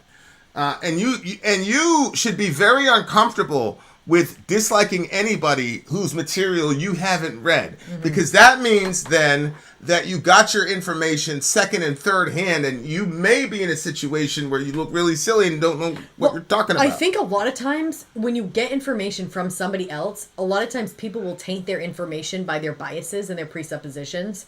So they're not even doing it maybe intentionally, but they get information and then it gets a little twisted. It's like the telephone game. So when you're getting information from second and third, like, it's a little bit... And I get it. Not everybody... I was talking to somebody else about this. Not everybody's in my situation. I can read for hours and hours and hours. I mean, other people have jobs and all types of other shit. You see what I'm saying? Yeah. It's just, to me, it's like... I don't understand why people are so comfortable commenting about shit that they've never... seen firsthand themselves. Like, that's crazy to me. It's just that's insane. Okay. It's just called Capital, weirdos. Okay, what do you got? What do you give the song? No, I was waiting for your rating. I'm gonna give this song. I gotta give this song at least a 9.7 because of the takeover beat. That's what I said. I said boys the points to have men. to go up How them because boys of that. gonna win? This is grown man B.I. Get you locked up in the triage. What did you give it? 9.7? I gave it a 9.8. 9.8. 9.8. All right, you guys. We've got a band named Lune. They've got a song called Lustrous Gates, and we have a channel called Vin and Sori, and we've got a situation in which we shall be right back. There's a wonderful commercial you will be able to watch for your viewing pleasure, you beautiful people. Vin out. I'm Vin. I'm sorry. If you would like to get your song reviewed, dear listener, there's the filthy capitalist option. As Sori says, 125 gets you straight to the head of the line. You don't have to be a part of the alliance. You don't have to be part of the group. Wait a minute. And the biggest thing is you don't have to wait. You hop, skip, and jump right in front of everybody. 125 gets you there. You do that 3 times, and then get mashed down to the $75 rate for perpetuity. Yes! Also, there is a band review option. So if you've got a band and you're trying to get your band some exposure, hit me up at insori@gmail.com, and I'll show you the details about how to pull that off. You can also jump on Patreon, and there is a option on the tiers to be able to get your band reviewed. Obviously, we can't lie to you, so we can't guarantee a positive review. Get what you get. It's just rubbish. Rubbish. Rubbish. That's British for garbage. My favorite is the community option. $1 at the gate gets you in at Patreon. You get to join an alliance. The alliance joins together, and that helps determine what songs that we do. The alliances hang out on Discord. Message me on Patreon to get the link. And they do all kinds of other cool things. They do Minecraft. Dungeons and Dragons. Yeah. It's really a community within the community. Anybody can go in the village, facebook.com/Finn and Sori. There's 160,000+ people on the channel. What's cool about the Discord is that it offers a real opportunity for community connection, friendship, that type of thing. And it's on Discord, so if you're not a Facebook person, it's for you. You start off at $1. Right. Plus you get exclusives. Sori and I are working on a song. So the first 15 seconds of that was on Patreon. Also, at $15 tier and above, when we actually debut the video, they're going to be there live with us. There you are, dear listener. Buy our merch. Buy our merch indeed. A child shall lead them. To buy our merch. Yes, dear listener. Yes, dear listener. Yes, dear listener. Alrighty. We have reached the end, my friends, but we do have one more song for you by the name of the band Lunar or Lune? Lune. Oh, I'm sorry, Lune. The name of the song is Lustrous Gates. This is Archero's pick. Archero, okay. Lune is a one-man... He likes one-man, right? Does. He brings us a lot of those. Lune is a one-man atmospheric black metal band from Austria. They have 2 albums, both released independently. This song is from their album Hymns to the Lunar Realm, which is my personal album of the year for 2022. All right, let's check this out. Lune. Okay, where do we start it? From first song, 00 to 10:20. So 10-minute song. Okay. Let's go, guys. Here we go. Lune, Hymns to the... Let me turn this down first. Boop. Hymns to the lunar what? To the lunar god? To the lunar... Lustrous Gates. Hymns to the Lunar Realm, I think, is the name of the album. All right. Lustrous Gates. All right. Come on. There we go.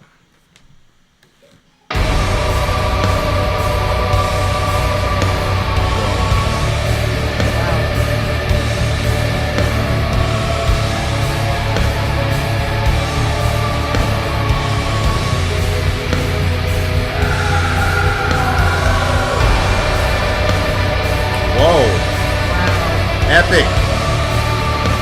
Epic!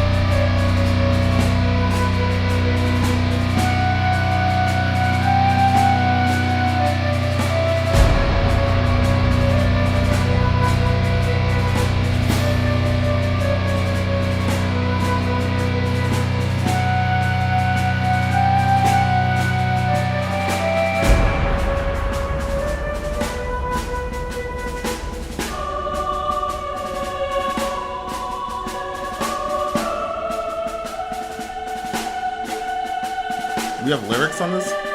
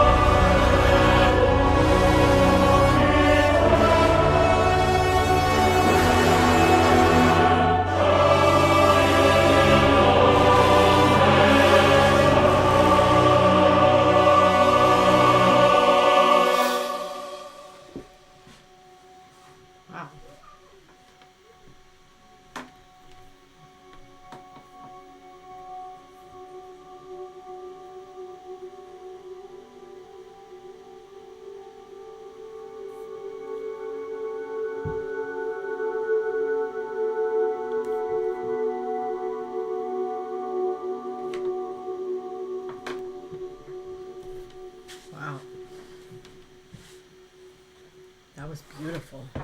Holy shit. What's up, Sorry. What's it? 1031.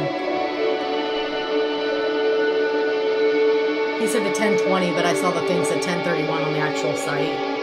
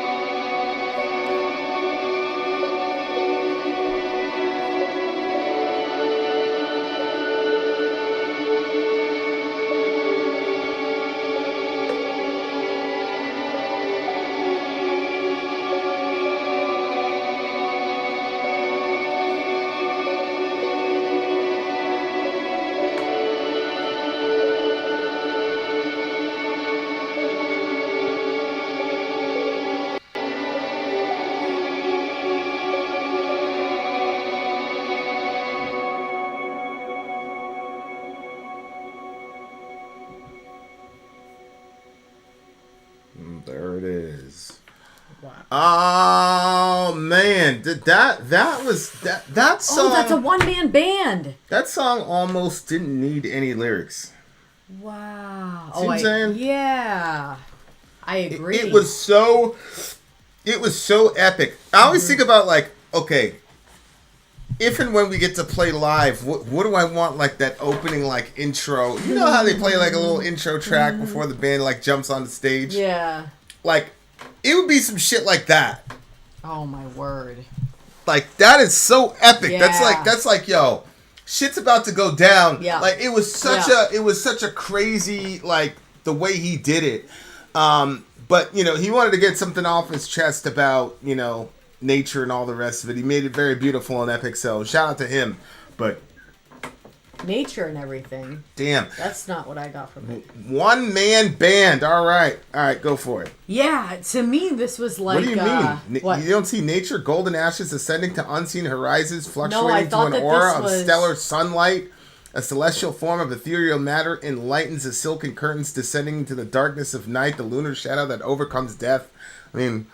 Yeah, I thought that this was like somebody died, and either it was like, you know, when they would light them with the pyre, is that what they get, the pyre? Yeah.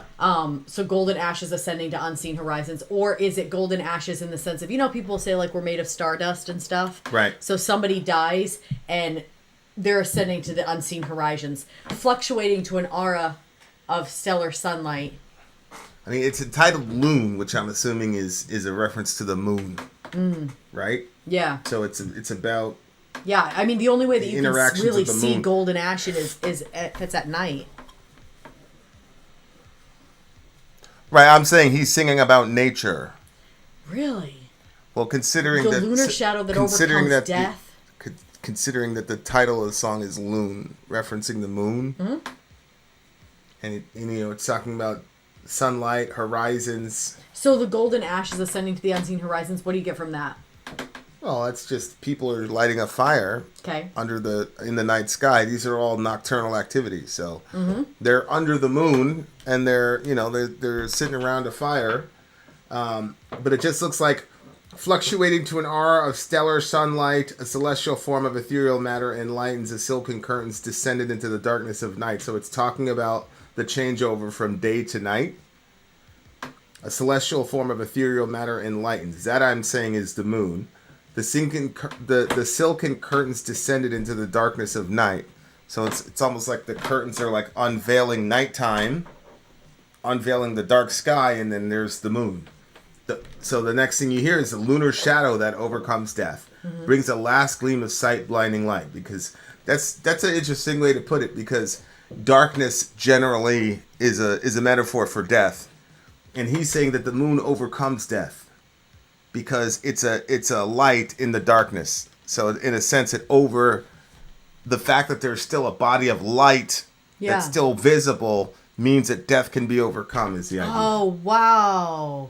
So the lunar shadow that overcomes death. Have you ever looked at the moon like that? I never have.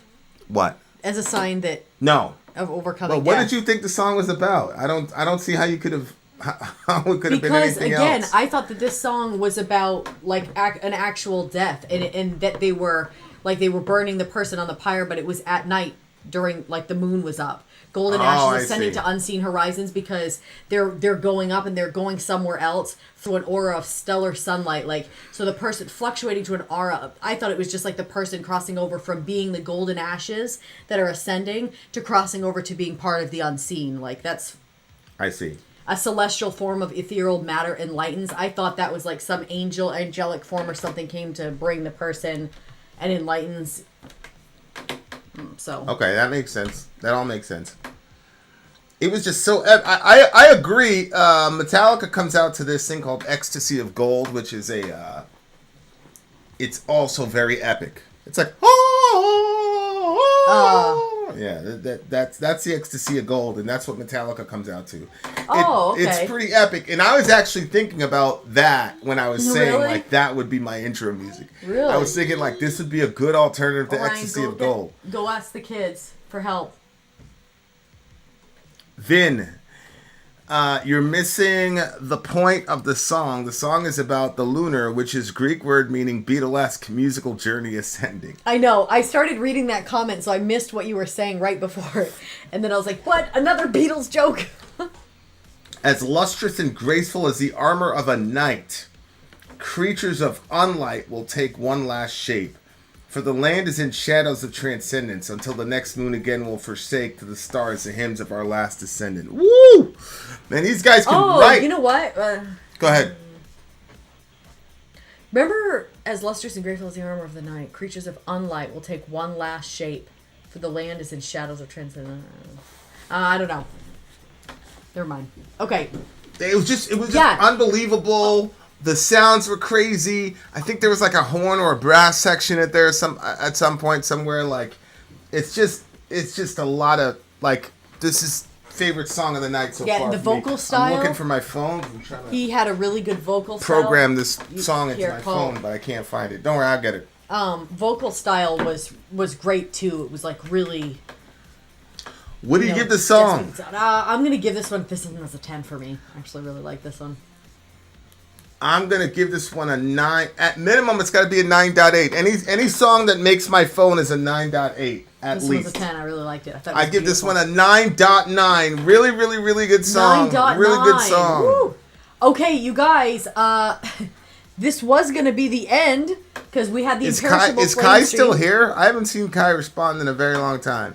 Oh, perhaps. Kai, are you still here?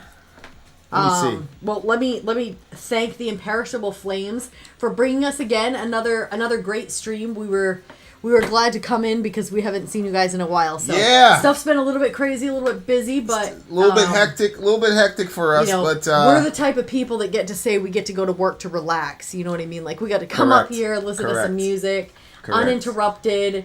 I put the kids on a mission.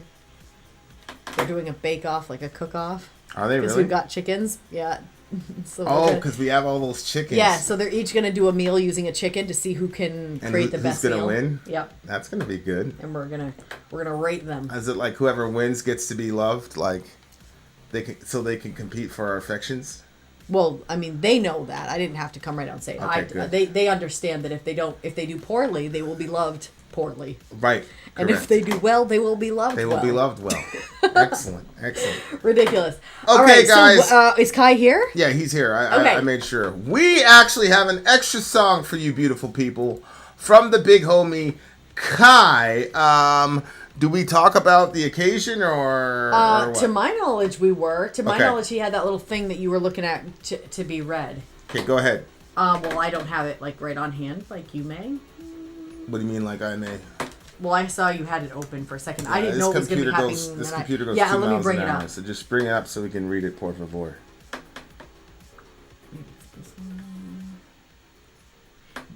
I'm sorry. I don't know which one it was. I mean, isn't it the most recent one? Wouldn't it be in the thread of the most recent one that you have? I thought that there was something. No, I thought that there was like a write-up, but I guess I'm not seeing one. Do you? I just... Yeah, that's not anything to read. That's not either. So he didn't have anything on top of that? Well, honey, I didn't know we were definitely doing this song tonight, so I am completely unprepared. I don't see anything. Kai, is there something that you wanted us to read? And if you don't mind sending that, because I'm not like seeing it right offhand. I'm pretty sure. But I thought I saw it when you were looking at it. When you were in the email. Yeah. Yeah, because I'm only seeing this one. Oh, and talk to the people. Well, go right here. I got it. Okay, you found it? Okay. Yes, I had a draft that was covering it because I started a message. All right. Actually, would you read? Nope. Okay. Why do I need to... Oh, wait, is this... Are we doing this... Is this for night 13? Yep. Okay. Can you just first pronounce this? Pronounce what? Ari? Yeah, Ari. Night 13. Okay. It's a Finnish band formed by Tumnis Halapanen, Troy Don Kalili. I'm sorry. It's a dude from Nightwish, I think. who are also members of the band Nightwish. Okay, well done. Good job. All right, so Ari is a Finnish band formed by Tuomas Halopainen. I don't know if I'm pronouncing that right. Troy Donakili, who are also band Nightwish, and Tuomas's wife, Johanna Kerr-Kala. Holopainen described Ari's style as rabbit hole music and celestial metal with influences from folk, Celtic, and soundtracks. British rock magazine Prog describes the band as Prog folk. The band's name is based on a female character from the King Killer Chronicle. Okay, I'll read this. My brother's name was Kim. He was very lively and very happy as a little kid. He was 6 years younger than me and my only sibling. Kim was a very talented athlete. He played hockey and soccer, and he was a metalhead too. Children of Bodom and Cradle of Filth were Kim's favorite bands. Kim was also an addict, mostly using sedatives and alcohol. Kim died when he was 30 years old. Apparently, he died in his sleep. It sometimes bothered me that he died alone. Sometimes I wonder if Kim realized that he was dying. I wish he'd gotten to know my daughters. My firstborn was 4 years old when Kim died. They've gotten to me a few weeks before he passed away. I'm happy that I had the chance to tell him that I love him a few months before he died. He said that he would love to see Ronja, but that he was so ashamed of himself that he could not. I don't know what Ronja is. I told him that he's my little brother and I love him. You have nothing to be ashamed of with us. I'll always remember Kim as a lively, happy kid with a great sense of humor. One day we'll meet beyond the dark waters, inshallah, for sure. Requesting a song on his birthday has become some sort of a tradition. Thank you for helping me deal with the loss. And thank you for bringing us into it, my man, because it's a difficult thing. The photo? I do have the photo. Excellent. So good job. I'm going to make that the actual stream key thingamajiggy. Okay. And you're going to see the big homie Kai. Yep, sitting on a little bench. Oh, Kai and Kim. And Kim was his older brother, he said, right? Oh, no, Kim was his little brother by 6 years. Yeah, I'm sorry, younger sibling. So he the big one, okay. the big one is Kai. So Kai is the big one. Yeah, that's Kai and Kim. That's so cute. You look very happy to be holding your brother. Yeah. Aww. Yeah, that looks like Orion and Reza there, or Orion and Seneca. Okay, all right, guys, here we go. For the big homie Kim, this is Ari Night 13. I do think it's a lyric video. Let's go. Soon, because you guys know that I can't get this video over. Okay, here we go. I walk to the echo of stars all around me, under me, a bed made of curious cloth, a pillow from a crib. The skies are dark, all of them, still comforting starlight pouring all over this new home high above. Younger than yesterday, I feel no pain, no memory, lost alone. Yet with everything, what is this space? Good night to an old soul. Goodbye to life once lived. This is my island now, to live it once more. Not long now, this timeless, weightless fall. The calming mother's call, back in time I'm cleansed and bare, and I see the light. Now I know.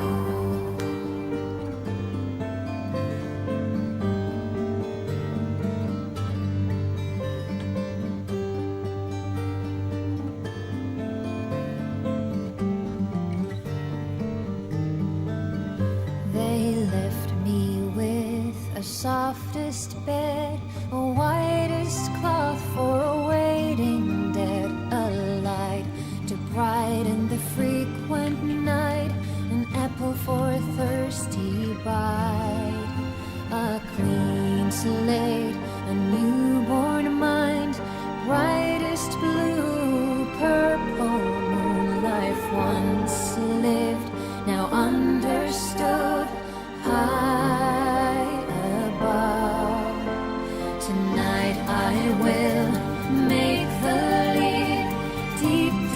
into the night unknown. That's why they put me here.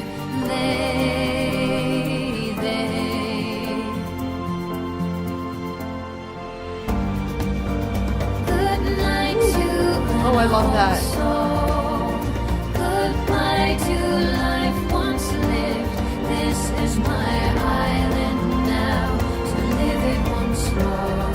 Not long now. This time, this way, this fall.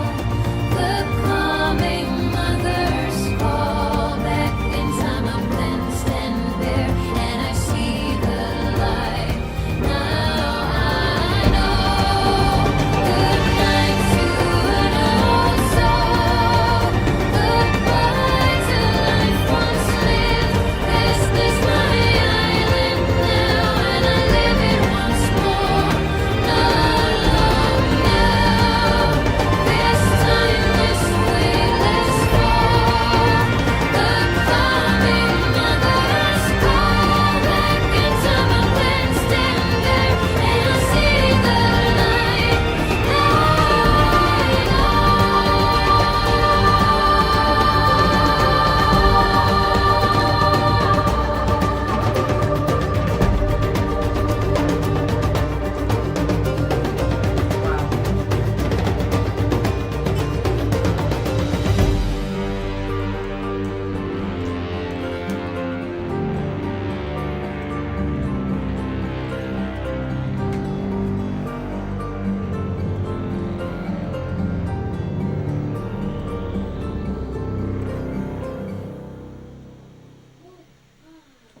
Wow. That was for the big homie Kim. Kim. Mm-hmm. Yeah, I mean, I was thinking about my mom Deuce when that was going on. Goodbye to an old soul, I guess so. I mean,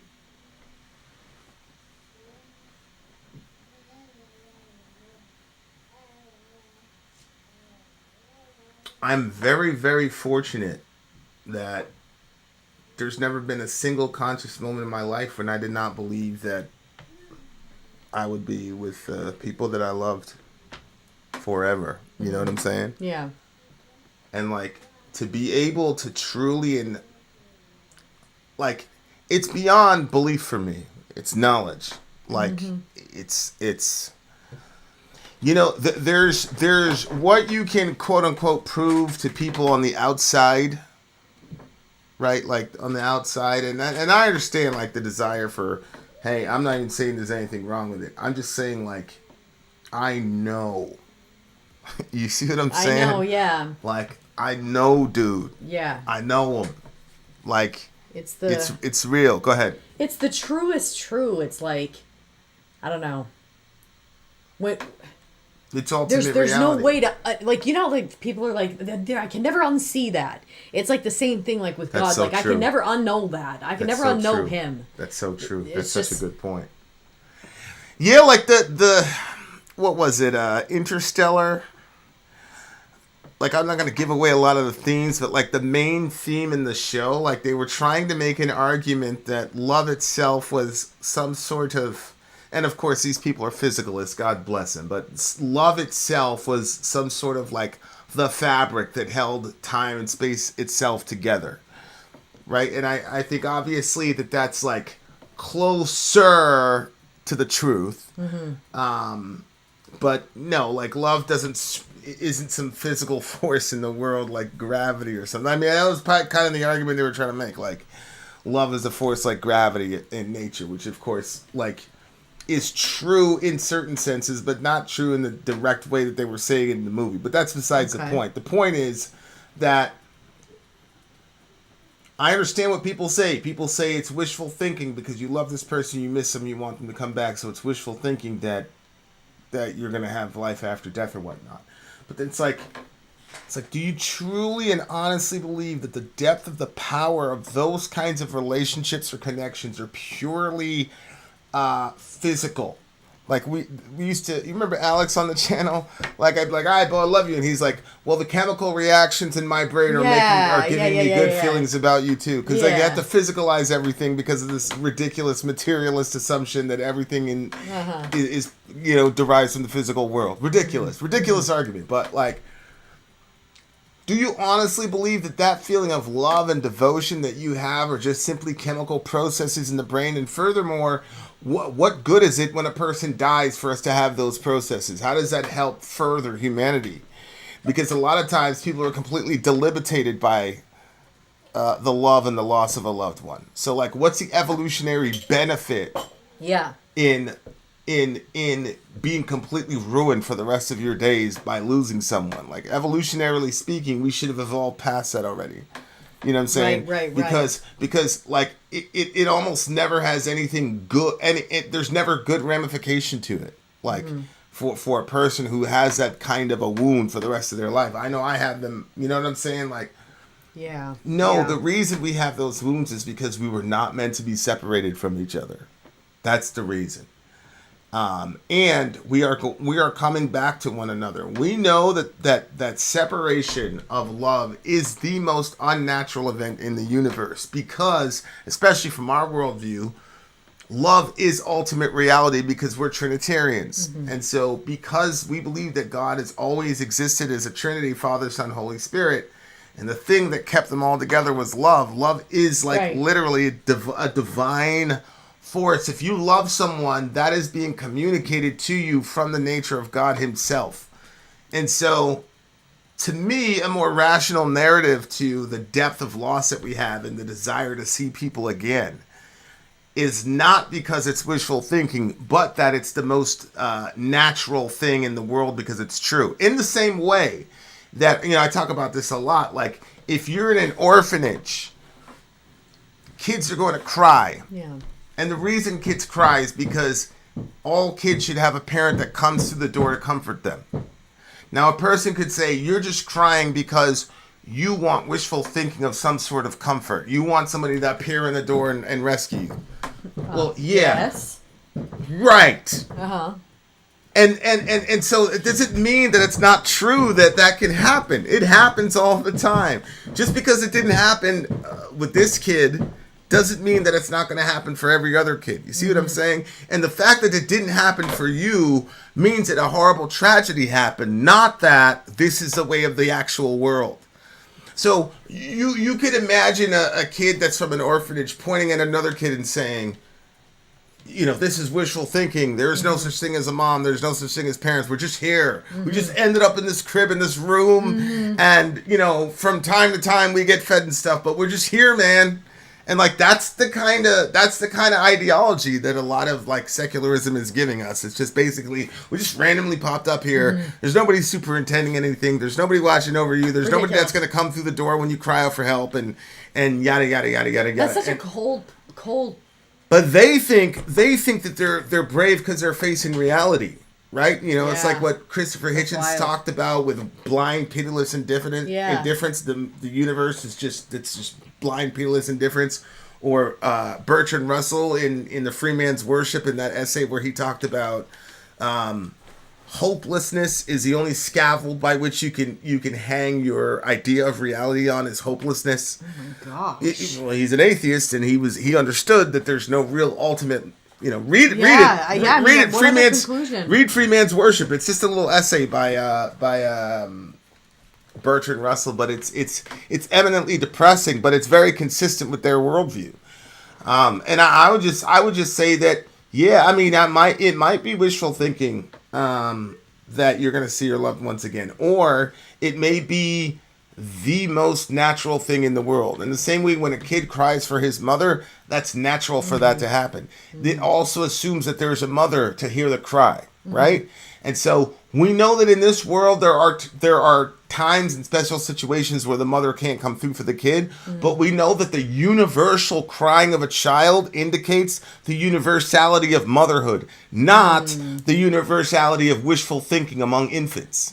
And so what I'm saying is, the universal desire for us to see our loved ones again is an indication that those relationships are actually eternal, and the most natural thing in the world is for us to be recombined with one another. And the deviancy is the idea that it wouldn't be.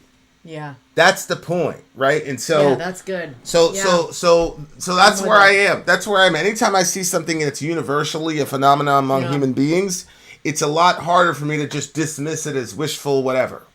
You know, it's like Kwaku was saying, like every major period in the world have had reports of dragons, like flying reptilian beasts. Every single one of them. Yeah. Every single continent has pyramids. You see what I'm saying? So like anytime I see something universal, I say there's some ultimate there's some sort of ultimate logos truth operating here that we're not seeing. Mm-hmm. So this is a deep song, and I think that we know Kai. Yeah. And so I've you know, like the Jews used to say, with perfect faith, we're gonna see the homie again. For sure, for the first time. Mm-hmm. But I appreciate how openly Kai loves his brother. Yeah. I really appreciate that. Because, you know, you don't see that a lot with dudes. And maybe it's because he's European. Mm-hmm. Maybe it's because he's European. Maybe think about my deployments in the upcoming. Also, Friends That Were Lost. That song was deep and I loved it.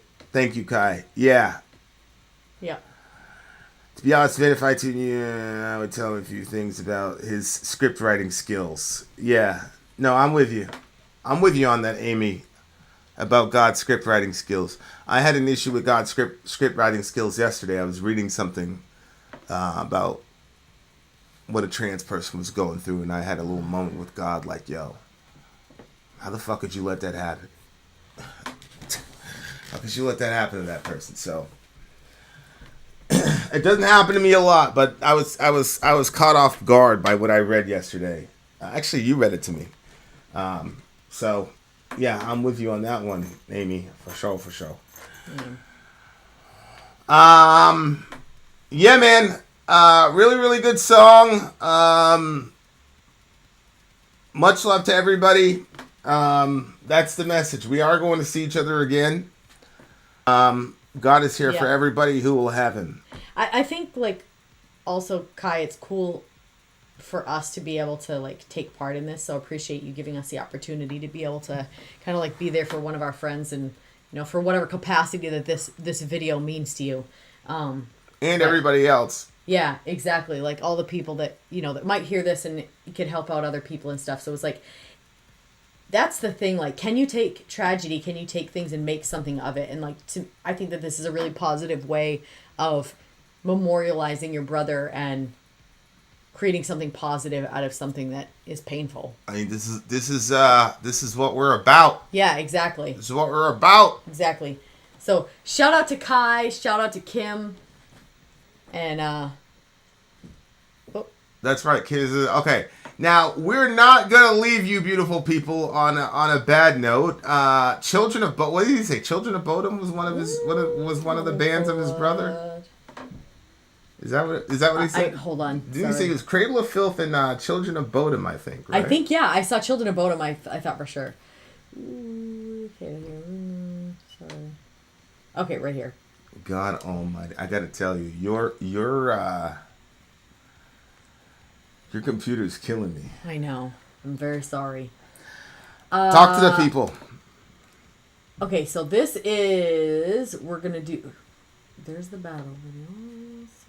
I'm sorry. I'm just trying to find. It's called Clash of the Booze Brothers. Just if you could just talk to the people. Right here. It's okay, yeah. Kid would love this. It's Children of Bodom live guitar versus keyboard battle. All right, so we're gonna check that out, and it's a live video. It's a live video. Joint. Okay, it's so a live that'll joint. be interesting. Okay, and so this is something. Oh, okay. So this is something that he would love. So this is something you probably would have liked to have shown him. All right, that's cool. Yeah, that's cool. Keep talking because your computer is still going slow. Okay, you guys. Well, go back to an Ask Me Anything.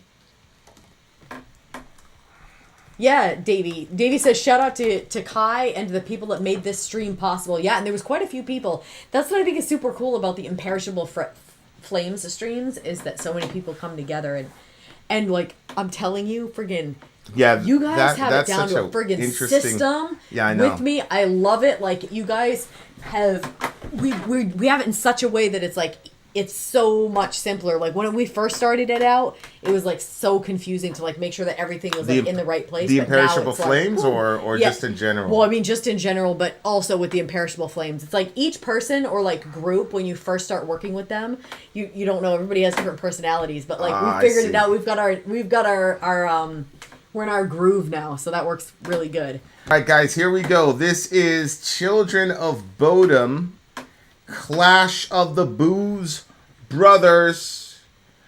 All right, actually. Okay.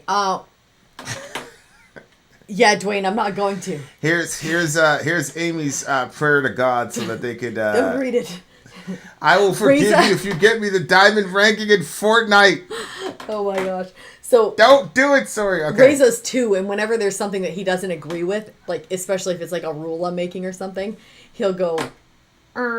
He like makes an X with his fingers and he does that noise. So, really? Like, yeah, he goes. So immediately when I saw Amy's message, I was like, and Dwayne's like, don't read it. Alright, God, if you really exist, get us a diamond ranking at Fortnite. He's gonna be like, well, if you would learn to build, then that wouldn't be a problem. No, she's saying she's gonna forgive him.